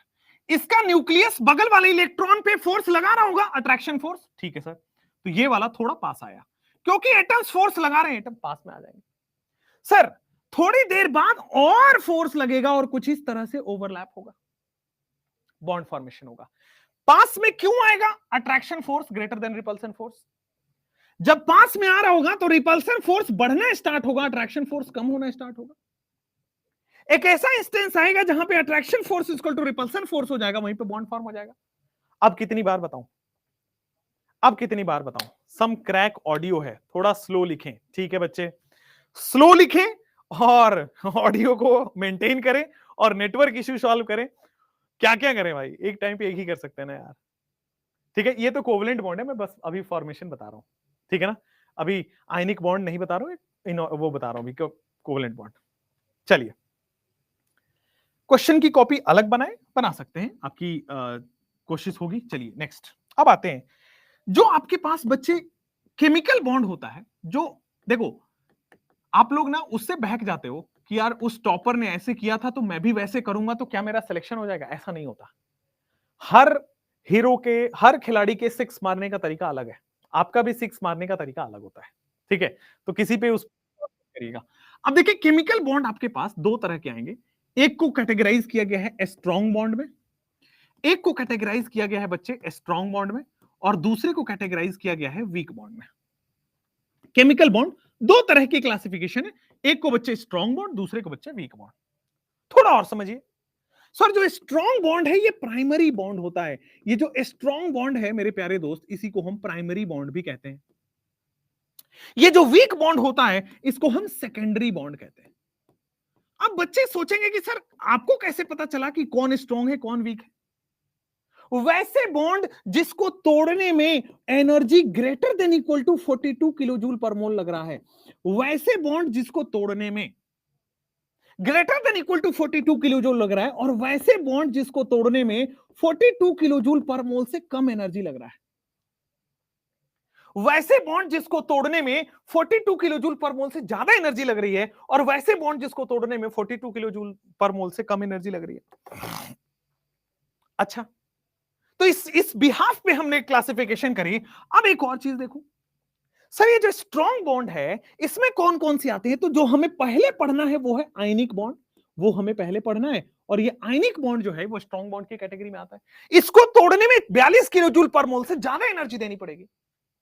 सर जो हमें पढ़ना है कोवलेंट बॉन्ड, वो कोवलेंट बॉन्ड भी स्ट्रॉन्ग बॉन्ड है, इसको भी तोड़ने में 42 किलो जूल पर मोल से ज्यादा एनर्जी देनी पड़ती है। तीसरा सर जो कोऑर्डिनेट बॉन्ड है इसको भी तोड़ने में 42 किलो जूल पर मोल से ज्यादा एनर्जी देनी पड़ रही है, इसलिए मैंने इसको स्ट्रॉन्ग बॉन्ड प्राइमरी बॉन्ड की कैटेगरी में डाल दिया। जो हमारे पास मेटालिक बॉन्ड है इसको भी तोड़ने में 42 किलो जूल पर मोल से ज्यादा एनर्जी देनी पड़ रही है, तो ये भी आपका क्या हो गया, प्राइमरी बॉन्ड या स्ट्रॉन्ग बॉन्ड। लेकिन कुछ ऐसे बॉन्ड हैं जो बच्चे वीक बॉन्ड है। अब वीक बॉन्ड में भी दो कैटेगरी है, वीक बॉन्ड में भी दो कैटेगरी है। ऐसे बॉन्ड एनर्जी जिसका 8 से 42 किलो जूल पर मोल है, 8 से 42 के, ऐसे बॉन्ड जिसको तोड़ने में 8 टू 42 किलो जूल पर मोल मिल रहा है, या फिर ऐसे बॉन्ड जिसको तोड़ने में 8 to 8 kilo joule per mole लग रहा है। पूरी एनर्जी का गेम है कि जिसको तोड़ने में 42 से ज्यादा एनर्जी लग रहा है उसको इधर रख दिया, जिसको 8 से 42 लग रहा है इसको हम बेटे हाइड्रोजन बॉन्ड कहेंगे। इसको हम क्या कहेंगे बच्चे, हाइड्रोजन बॉन्ड कहेंगे। और अगले वाले में मेरे प्यारे दोस्त इसको हम क्या कहेंगे, हाइड्रोजन बॉन्ड के बाद इधर आ जाएगा वंडरवाल फोर्स ऑफ अट्रैक्शन। ये इतना कमजोर बॉन्ड है कि बच्चे इसको हम बॉन्ड भी नहीं बोलते, इसको हम बोलते हैं वंडरवाल फोर्स ऑफ अट्रैक्शन। क्या बोलते हैं, वंडरवाल फोर्स ऑफ अट्रैक्शन। ठीक है, strong bond, weak bond, primary bond, secondary bond. कैसे क्लासिफाई किया, बॉन्ड एनर्जी के बेसिस पे। 42 से ज्यादा लगेगा, 8 से 42 और 2 से 8 किलो जूल पर मोल। ठीक है, क्लियर है, कोई प्रॉब्लम नहीं है, आगे बढ़ जाते हैं।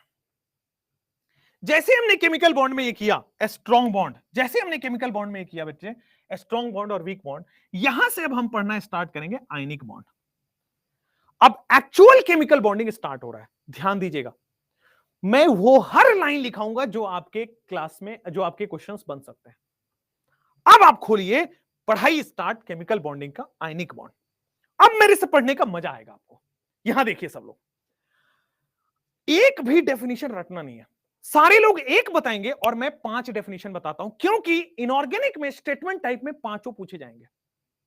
पहला आइए, आयनिक बॉन्ड क्या होता है? तो सर ऐसा बॉन्ड जो आयंस के बीच में बने, आयंस का बॉन्ड आयनिक बॉन्ड, आयंस के बीच में बनने वाला बॉन्ड आयनिक बॉन्ड, किसी भी तरह से समझ सकते हैं।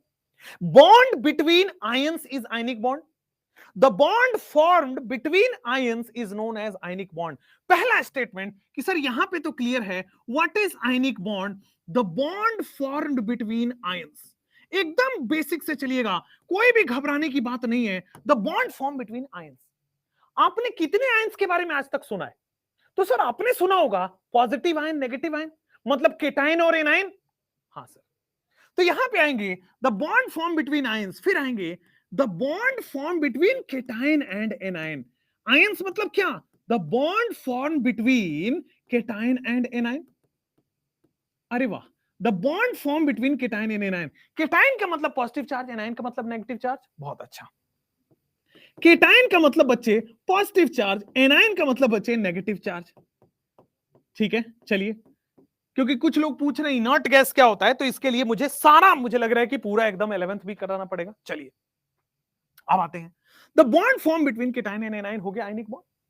अब मुझे बताओ केटाइन कौन बनाता है और एनायन कौन बनाता है?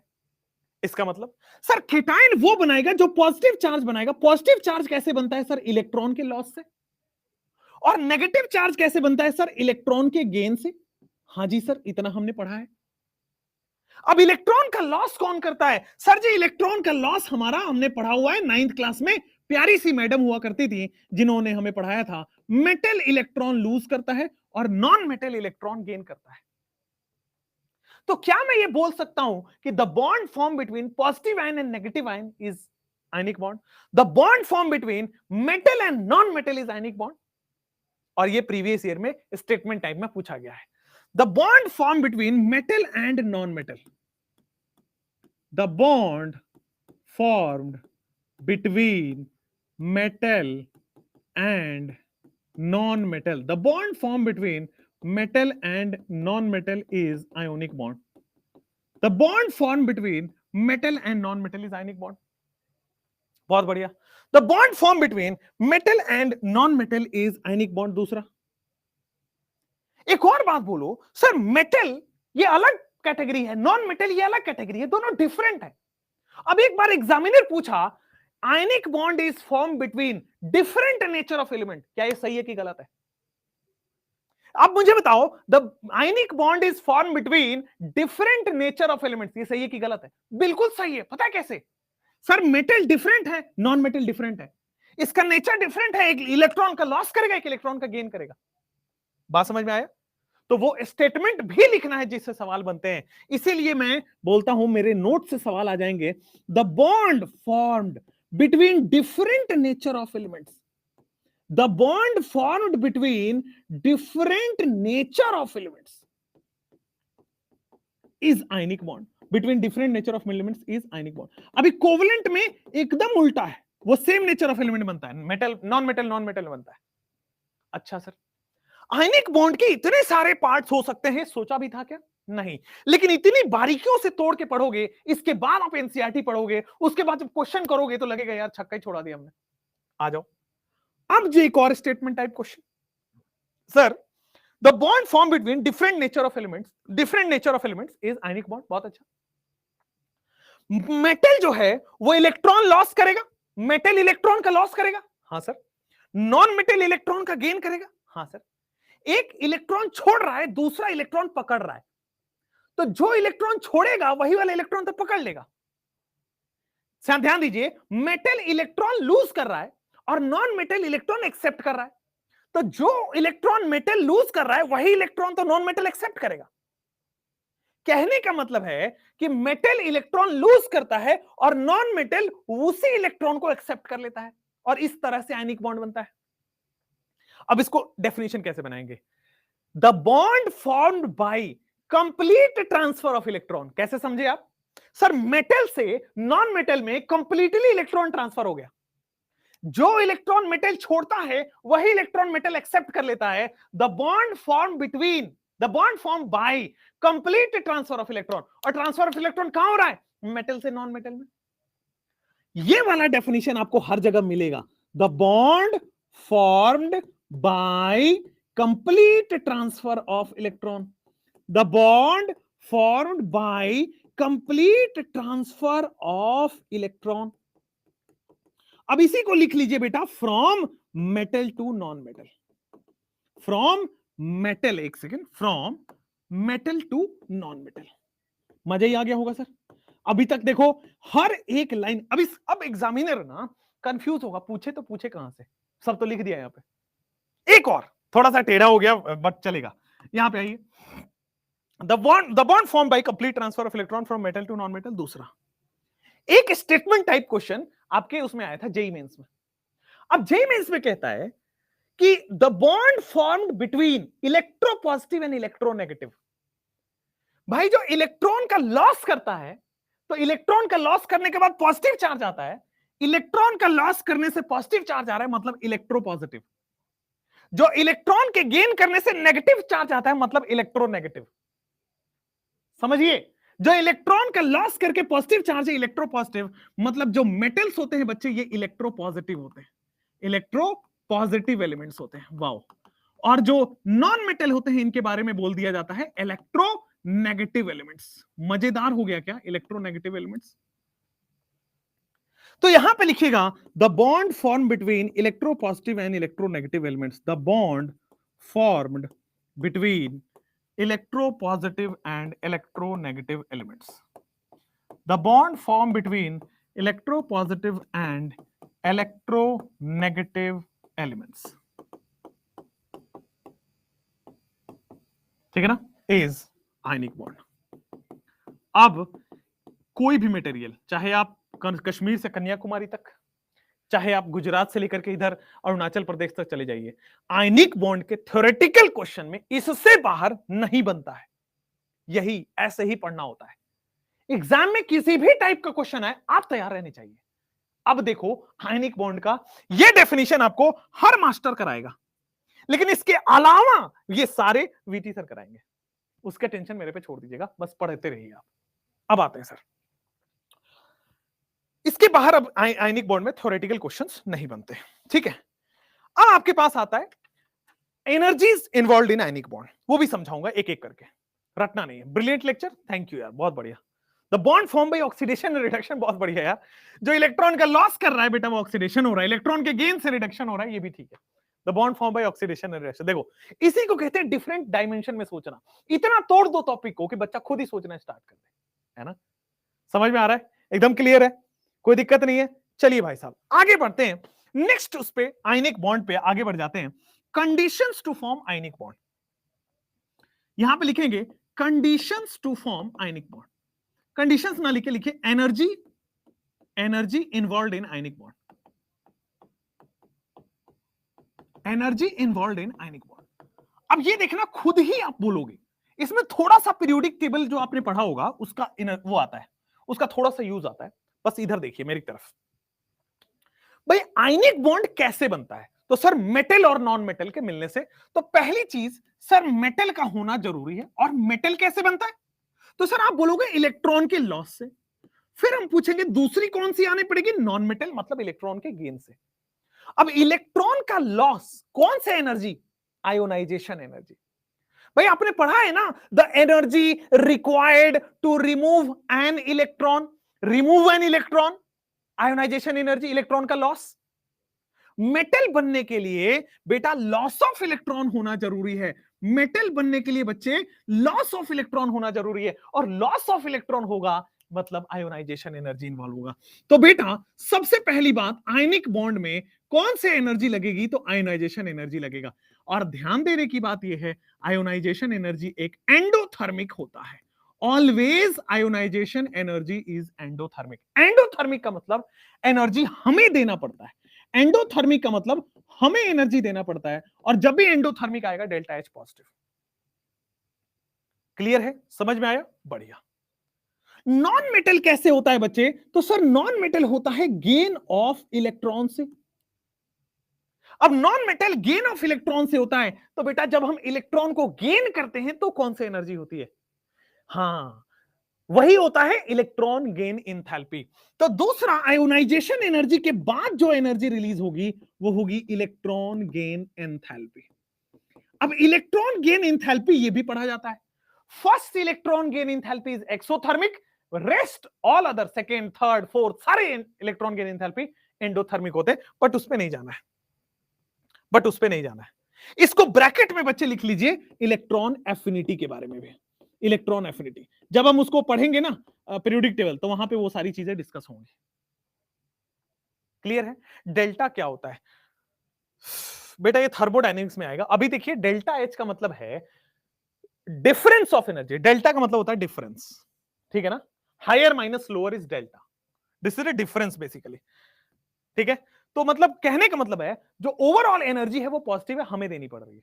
जो डिफरेंस ऑफ द एनर्जी है वो हमें देनी पड़ रही है, that is endothermic.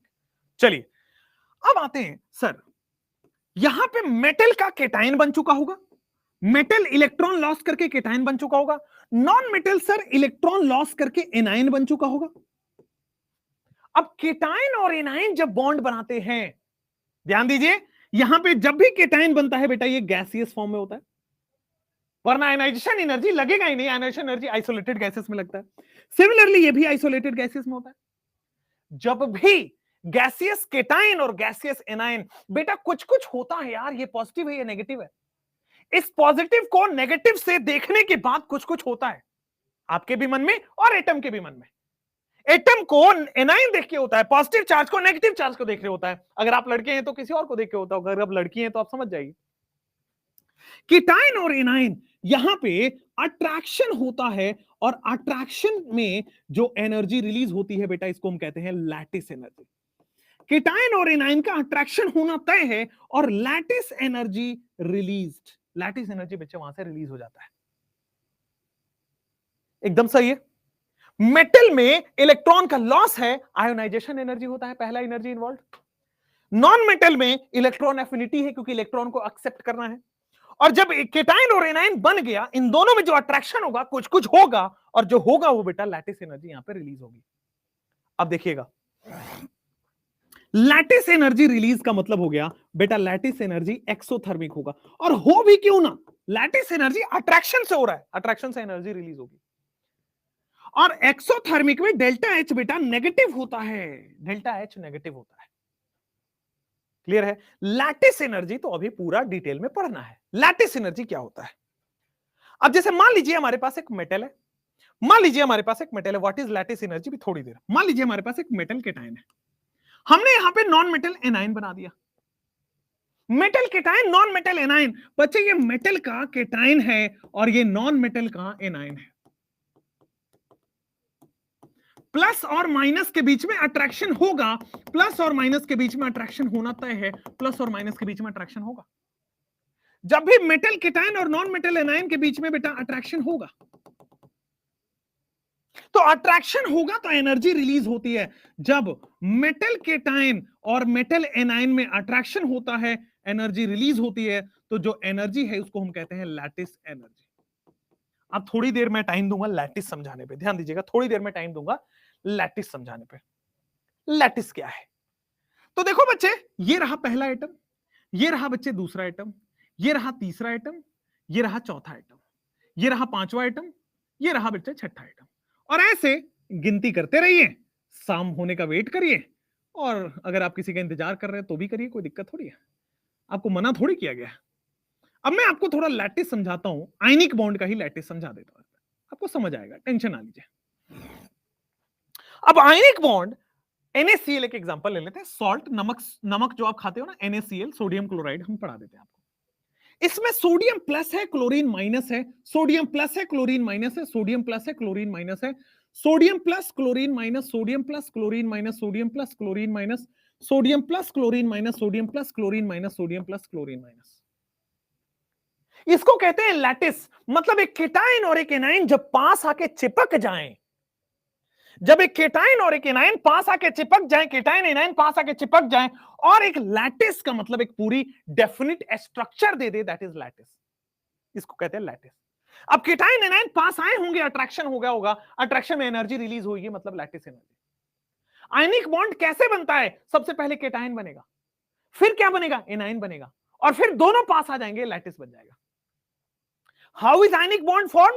Ionic bond form होता है, पहले केटाइन बनेगा, दोबारा एनाइन बनेगा, जब केटाइन बन गया, एनाइन बन गया, तो खट से दोनों मिला के लैटिस बन जाएंगे। क्लियर है? कोई प्रॉब्लम नहीं है? तो यहां तक आपको मैंने बताया कि सर कौन सी एनर्जी इन्वॉल्व है आपके आयनिक बॉन्ड फॉर्मेशन में। ठीक, कौन सी एनर्जी इन्वॉल्व है आयनिक बॉन्ड फॉर्मेशन में? अब आते हैं steps in ionic bond formation. यहां पे आइए, steps in ionic bond formation, कि बेटा आयनिक बॉन्ड में step in ionic bond, ionic bond के फॉर्म होने में कौन कौन से स्टेप्स लगेंगे, आइए समझते हैं। सबसे पहला स्टेप होगा सर केटाइन फॉर्मेशन। स्टेप 1 में होगा cation formation. Cation formation, sir सबसे पहले आयनिक बॉन्ड बनना है तो केटाइन का फॉर्मेशन होगा। स्टेप 2 में क्या होगा सर? एनाइन का फॉर्मेशन। स्टेप 2 में क्या होगा? This is A9 formation.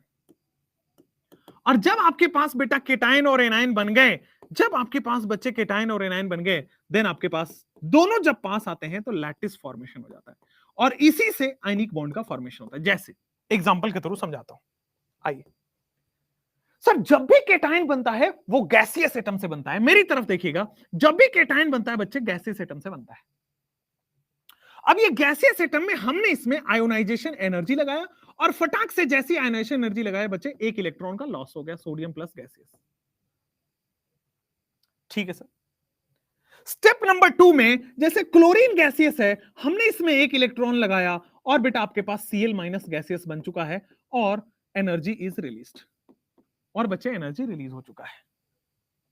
जैसे हमने Na प्लस देखा, जैसे हमने Cl माइनस देखा, ये केटाइन और एनाइन आपके बन चुके हैं, केटाइन और एनाइन आपके बन चुके हैं। Na प्लस गैसियस, हाँ जी, और सर Cl माइनस गैसियस।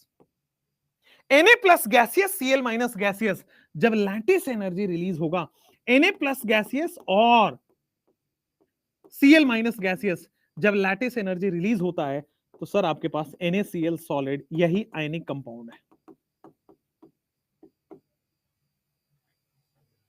ठीक है, हम इसको बैक नहीं कर सकते बेटा। अब शायद वीडियो में जो लाइव है, लाइव में बैक आप नहीं कर सकते, बट रिकॉर्डेड में आप कर पाएंगे।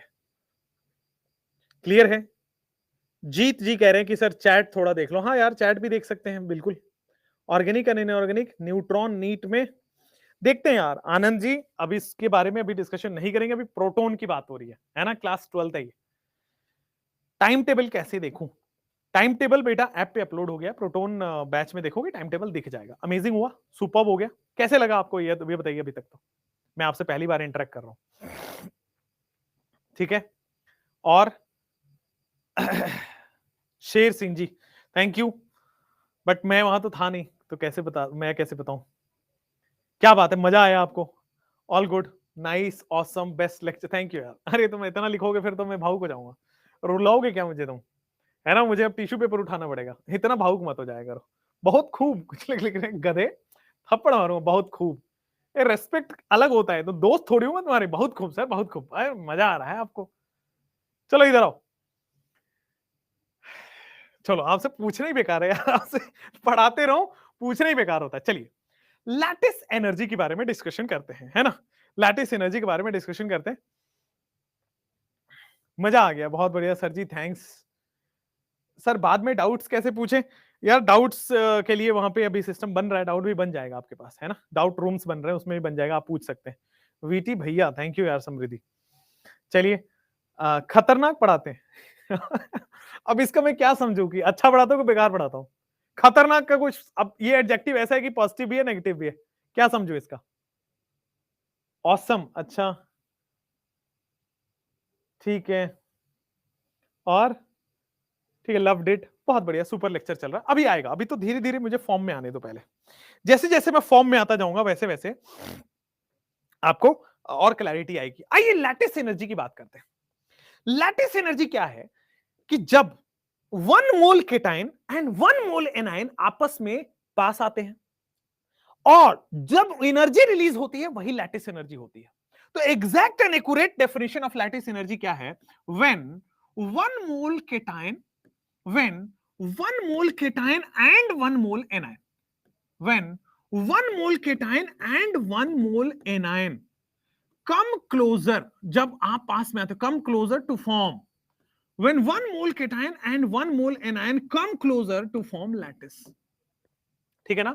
जब 1 मोल cation और 1 मोल anion पास में आते हैं और लैटिस का फॉर्मेशन करते हैं, when 1 mole cation and 1 mole anion come closer to form lattice, ठीक है ना? the amount of energy released, the amount of, जब पास आएंगे तो बेटा अट्रैक्शन होगा, हाँ, तो अट्रैक्शन से energy release, the amount of energy released is called, is known as lattice energy। मतलब समझाता हूं, is known as lattice energy। अब जैसे क्या होगा, हमने सबसे पहले सर सोडियम प्लस केटाइन ले चुके हैं, Na प्लस गैसियस ले चुके हैं, फिर हम क्या करेंगे बच्चे, Cl माइनस गैसियस ले चुके हैं। अच्छा देखो मेरे पढ़ाने का तरीका थोड़ा सा डिफरेंट है, ठीक है, मैं जनरली वो कोटा वाले टर्म्स में या उस टर्म्स में नहीं पढ़ाता जनरली, है ना, मैं बहुत बेसिक चीजें लेकर, ऐसा लगेगा कि हम पता नहीं क्या पढ़ रहे हैं, पढ़ भी रहे हैं कि नहीं, सफिशिएंट है कि नहीं, है ना, बट थोड़ा सा समय दोगे तो ये लेक्चर पता लगेगा। मैं बिलीव करता हूं बेसिक्स क्लियर करने में, मैं बिलीव करता हूं एनसीईआरटी ओरिएंटेड पढ़ाने में, और मैं बिलीव करता हूं नीट से बहुत बाहर ना निकल जाओ, ठीक है, तो मेरे पढ़ाने से क्वेश्चंस आपके हो जाएंगे नीट वाले, ठीक है, सिलेक्शंस आपका नीट में हो जाएगा, और उसके आगे मैं अपना ज्ञान प्रदर्शित नहीं करूंगा यहां पे कभी भी, मेरा ये मानना रहा है। चलिए, अब सोडियम प्लस गैस और क्लोरीन माइनस गैस जब दोनों पास में आते हैं तो लैटिस का फॉर्मेशन होता है। अब लैटिस का फॉर्मेशन मैं कुछ इस तरीके से कर देता हूं, Na plus gas, Cl minus gas, Na plus gas, Cl minus gas, Na plus gas, Cl minus, Na plus gas, Cl minus gas, Na plus gas, Cl minus gas, Na plus Cl minus, Na plus Cl minus, Na plus Cl minus, Na plus Cl minus, Na plus Cl minus, है जी, ठीक है। तो lattice जब बनता है तो देखो 1 mole cation आया होगा, एक एनाइन, एक केटाइन, एक एनाइन, एक केटाइन, एक एनाइन, एक केटाइन, एक एनाइन, एक केटाइन, एक एनाइन, एक केटाइन, एक एनाइन, एक केटाइन, एक एनाइन, एक केटाइन, एक A9, cation A9, cation A9, ठीक है, और अट्रैक्शन हुई होगी, एनर्जी रिलीज होगी। ध्यान दीजिए यहीं पे लिखना है एनर्जी रिलीज हो रही है, मतलब lattice energy is exothermic. Exothermic का मतलब हो गया है, ब्रैकेट में लिखेंगे एनर्जी इज रिलीज्ड। एनर्जी बच्चे क्या होता है, रिलीज हो रहा है, और जब भी एनर्जी रिलीज हो रहा है तो डेल्टा एच नेगेटिव लिखेंगे। अब देखो इसको निकालते भी हैं हम, जो ये हमारे पास लैटिस एनर्जी है इसका हम कैलकुलेशन भी करते हैं थ्रू बॉर्न-हैबर साइकिल। जो हम लैटिस एनर्जी यहां पे पढ़ रहे हैं इसको हम निकालेंगे, calculation of lattice energy through born-Haber cycle, ठीक है। Application is not functioning well, धीरे धीरे करेंगे यार, आपका सपोर्ट चाहिए होगा। 90% डेटा यूज्ड, 480p पे देखिए, आप बहुत हैंडसम भी हैं, गजब हो यार तुम लोग। नेक्स्ट क्या होगा, कैलकुलेशन ऑफ लैटिस एनर्जी, ठीक है, कैलकुलेशन ऑफ लैटिस एनर्जी। आते हैं कैलकुलेशन ऑफ लैटिस एनर्जी। तो देखो कैलकुलेशन ऑफ लैटिस एनर्जी हम लोग बॉर्न-हैबर साइकिल पढ़ते हैं, born-Haber cycle. Calculation of lattice energy हम लोग बॉर्न-हैबर साइकिल से पढ़ते हैं। कैलकुलेशन ऑफ लैटिस एनर्जी हम लोग बॉर्न-हैबर साइकिल से पढ़ते हैं। आइए एक एक करके बॉर्न-हैबर साइकिल वगैरह की बात करेंगे, अभी उसमें इंथैल्पी ऑफ फॉर्मेशन आएगा, अभी बहुत सारी चीजें, ठीक है। बैक स्लाइड कर दीजिए, हाँ जी भाई बिल्कुल आपकी सर आंखों पे। एक्सोथर्मिक है, ये क्लास डेली कितने घंटे की होगी, ऑलमोस्ट 1.5 घंटे से 1.25 घंटे के बीच में, ऑलमोस्ट 1.5 घंटे से 1.25 घंटे के बीच में। और बच्चों ईमानदारी से अगर आप पढ़ोगे, है ना, ईमानदारी से अगर आप पढ़ोगे तो सिलेक्शन कोई रोक नहीं सकता है। आपको मैं बता दूं एक और अच्छी बात, देखो मैं आपको बताता हूं, यहां पे अगर आप बायोलॉजी सब्जेक्ट की बात करोगे ना, बायो की, तो मैं आपको दावे से कह सकता हूं इंडियाज बेस्ट, ठीक है ना। वैसे मतलब खुद से बोलना थोड़ा अजीब लगता है, बट फिर भी आपको रियलिटी पता होनी चाहिए, इंडिया की बेहतरीन, ठीक है। बाकी देखो पढ़ने के लिए बहुत सारे अच्छे लोग हैं, ऐसा कोई वो नहीं है, आपको पता है ये भीड़ लगा हुआ है, बहुत सारे अच्छे लोग हैं, लेकिन यहाँ पे इंडियाज बेस्ट, और ध्यान दीजिए ऑथेंटिक, ठीक है, स्लैश ट्रस्टेड। पहली बात तो आपको पता है कि बहुत सारे लोगों को 360 में से 360 दिला चुके हैं, एक नहीं दो नहीं बेटा, मतलब 1000-2000 भी बोलना कम होगा, 10,000-20,000 बच्चे आपके निकल जाएंगे। अभी तक 15 साल पढ़ाया इन्होंने, ठीक है, कोटा इधर उधर सब जगह पढ़ा चुके हैं। जहां तक बात है बच्चे केमिस्ट्री की, तो मैं कोशिश अच्छा कर लेता हूं, है ना।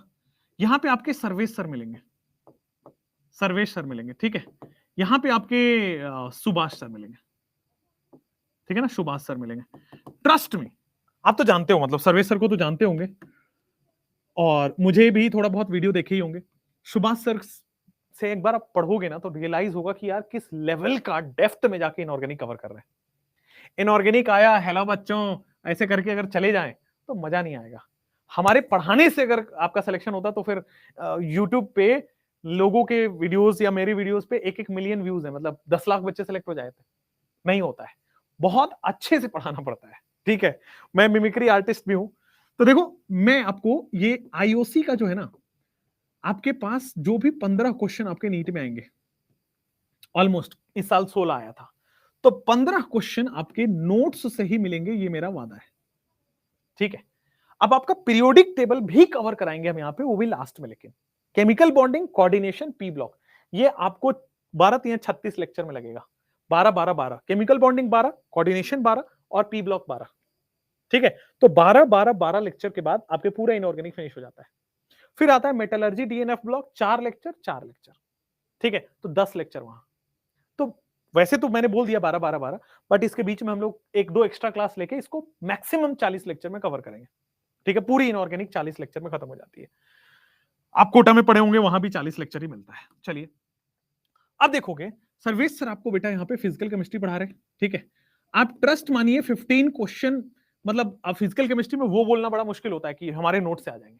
इनऑर्गेनिक बोल सकते हो, ऑर्गेनिक बोल सकते हो, बट फिजिकल केमिस्ट्री में डेटा चेंज हो सकता है, बट उस टाइप के क्वेश्चंस आपको मिलेंगे ही मिलेंगे, ये भी ध्यान दीजिएगा। उस टाइप के क्वेश्चंस नोट्स में रहेंगे ही रहेंगे, डेटा चेंज हो जाएगा, कॉन्सेप्ट सेम रहेगा ऑब्वियसली ऑलवेज। अगेन मैं जहां ऑर्गेनिक केमिस्ट्री की बात करता हूं, ये जो 15 क्वेश्चन रहेंगे नोट्स प्लस कॉन्सेप्ट मिला के रहेंगे, मतलब ऐसा नहीं होगा कि पूरे पूरे नोट से मिल जाए। इनऑर्गेनिक में क्या होता है ना, एनसीईआरटी से पकड़ता है वो, और अब हमने इतना साल पढ़ा लिया ना, इतनी बार एनसीईआरटी पढ़ा देना कि अब हमें पता है कि यार इस साल लगभग यही टाइप में क्वेश्चन आएगा, या इस चैप्टर से शायद ये पूछे, है ना। प्रिडिक्शंस हमेशा 100% सही नहीं होते, बट हाँ कि मेजॉरिटी सही हो जाएगा, 50-60% तो क्वेश्चंस जो हम लोग बोल देंगे वही आ जाएगा, ठीक है। क्लास 11th नीट में आपके बचता क्या है बेटा, क्लास 11th नीट में आपके बचता है बस पीरियोडिक टेबल, वो हम लोग करा देंगे, लास्ट में कराएंगे, वो तो बोला ही हुआ है, ठीक है। अब आ जाओ बेटा फिजिक्स पे, ठीक है। Next we are going for physics. तो यार आपको पता है फिजिक्स में ओनली वन थिंग जो आप दिमाग से निकाल दो, वो जो हवा है ना फिजिक्स का, और एक होता है टीचर्स का हवा कि मैं ही पढ़ा सकता हूं बेस्ट, वो दोनों अगर आप निकाल दो कि वही टीचर पढ़ा सकता है, और दूसरा सबसे बड़ी बात कि यार आपका 50% टेंशन खत्म, ठीक है, 50% टेंशन यहां खत्म, सर यहां पे बाकी के 25% टेंशन खत्म। सर यहां पे इतने बढ़िया टीचर्स हमारे पास, मतलब again we can claim, we can tell कि इंडियाज मोस्ट रेप्यूटेड, है ना, टीचर्स हैं। अभी तो आपने एक आध देखा है, बैचेस में भी एक आध लोग और आएंगे, तो जब आप देखोगे ना फिर आप अमेज्ड हो जाओगे। इंडियाज मोस्ट रेप्यूटेड बच्चा यहाँ पे मिलेगा, 25% यहाँ भी कवर होगा। जनरली नीट के बच्चों का, जैसे कल ही मैं बात कर रहा था अपने एक बच्चे से, तो उसका 650 कुछ नंबर आया, मैंने टेलीग्राम में भी डाला है उसको, 655 आ रहा है सबसे कम फिजिक्स में। अब ये डर है, मतलब ये तो आप कुछ भी कर लो, ठीक है, ये डर आप पता नहीं बहुत कम लोग निकाल पाते हैं, ठीक है। पढ़ते आप खूब हो, लेकिन एट द एंड सिलेक्शन यही से होगा। तो आप देख लेना, पढ़ना है कि सिलेक्शन लेना है, पहले 75% सिक्योर करो, और इसमें तो प्रैक्टिस इतनी करनी पड़ेगी, और प्रैक्टिस बहुत करना है। इंडिया मोस्ट रेप्यूटेड टीचर्स हैं, जो आपके 45 क्वेश्चंस है ना यार, इसमें इतनी प्रैक्टिस करो, इतनी प्रैक्टिस करो। तभी हमने क्या करी ना इस साल कि नीट के बैचेस में बहुत सारे क्वेश्चंस, एक और एक्स्ट्रा टीचर लगा के हम सोच रहे हैं आपकी प्रैक्टिस ही करा दे, है ना, बैठ के आपके सामने क्वेश्चन सॉल्व कराएं, तो मजा आएगा। ठीक है, चलिए, तो आज मुझे उतना ही पढ़ना था। बॉर्न एपर साइकिल आज हम नहीं कराएंगे, 1.5 घंटे आपका हो चुका है। ठीक है, और इतने के ही मुझे पैसे मिलते हैं, तो इससे ज्यादा मैं नहीं पढ़ाऊंगा। ठीक है मजाक की बात है। सुभाष ठाकुर कह रहे हैं कुछ, मेरे बहुत अच्छे दोस्त हैं, तो मैं एटलीस्ट दोस्ती ठीक से निभा लेता हूँ, है ना, इतनी मेरी क्वालिटी है और उस पर मैं गर्व फील करता हूँ। काफी लोग नहीं निभा पाते, बट हमारे सब लोग दोस्त हैं, तो ऐसा कोई कंपटीशन नहीं है, इंडिया से कोई कंपटीशन नहीं है। 45 क्वेश्चंस आपको, ये डेडिकेशन चाहिए इसमें बहुत, फिजिक्स में टीचर को भी स्टूडेंट को भी बहुत डेडिकेशन चाहिए होता है। तो जितने लोग अच्छा पढ़ाते हैं, मतलब वो समझ लेना कि उन्होंने बहुत कुछ सैक्रिफाइस कर दिया आपके पीछे, है ना, फैमिली छोड़ी होगी, पार्टी छोड़ा होगा, है ना, बच्चों को घुमाने फिराने छोड़ा होगा, बीवी से गुस्सा किया होगा, मम्मी पापा से सुनाया होगा, तब जाके आपको उतना मेहनत लगता है, तब जाके कोई टीचर आता है फिर पढ़ाते हैं, है ना। चलिए, आई ज्वाइंड वीटी सर, आई ज्वाइंड, अच्छा आप अभी ज्वाइन किए हो। आप बताइए एक शायरी। अरे यार, शुरुआत के दिन है, शायरी कैसे नहीं होगी, क्या बात कर रहा हूँ, मजा ही नहीं आएगा यार मैं पिछले 2019 से यही तो कर रहा हूँ मैं, शायरी तो सुना ही देता हूँ ना हर क्लास में। आओ भाई, आओ आओ, एक एक एक कुछ अच्छा खासा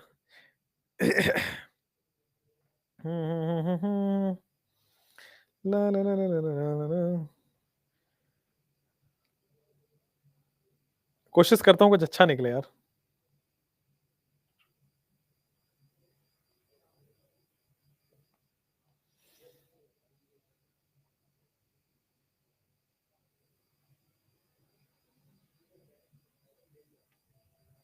चलिए, अच्छी शायरी है कि दिमाग पर जोर लगाकर गिनते हो गलतियां मेरी। इरशाद करिए यहाँ पे, दिमाग पर जोर लगाकर गिनते हो गलतियां मेरी। किसी ने, बहुत दुखी है वो बोल रहा है कि दिमाग पर जोर लगाकर गिनते हो गलतियां मेरी। दिमाग पर जोर लगाकर गिनते हो गलतियां मेरी, थोड़ा दिल पे हाथ रख के पूछो कसूर किसका था। थोड़ा दिल पे हाथ रख के पूछो कसूर किसका था। एक्चुअली क्या होता है ना, जहां तक मैंने देखा है, जो सीधे साधे लोग होते हैं, वो बेचारे अपना 100% दे देते हैं, फिर उनका लास्ट में पता लगता है अरे यार ये गड़बड़ हो गया, फिर वहां पे जाकर उनकी बुराइयां चल रही थी, वो ऐसा था वो ऐसा था। तो कह रहा है कि दिमाग पर जोर लगाकर गलतियां गिनाते हो मेरी, थोड़ा दिल पे हाथ रख के पूछो कसूर किसका था। चलिए, थैंक यू। नए एनसीईआरटी के बारे में अब कल कमेंट करेंगे, अब इससे ज्यादा अब नहीं पढ़ा सकते। Thank you, bye bye, take care.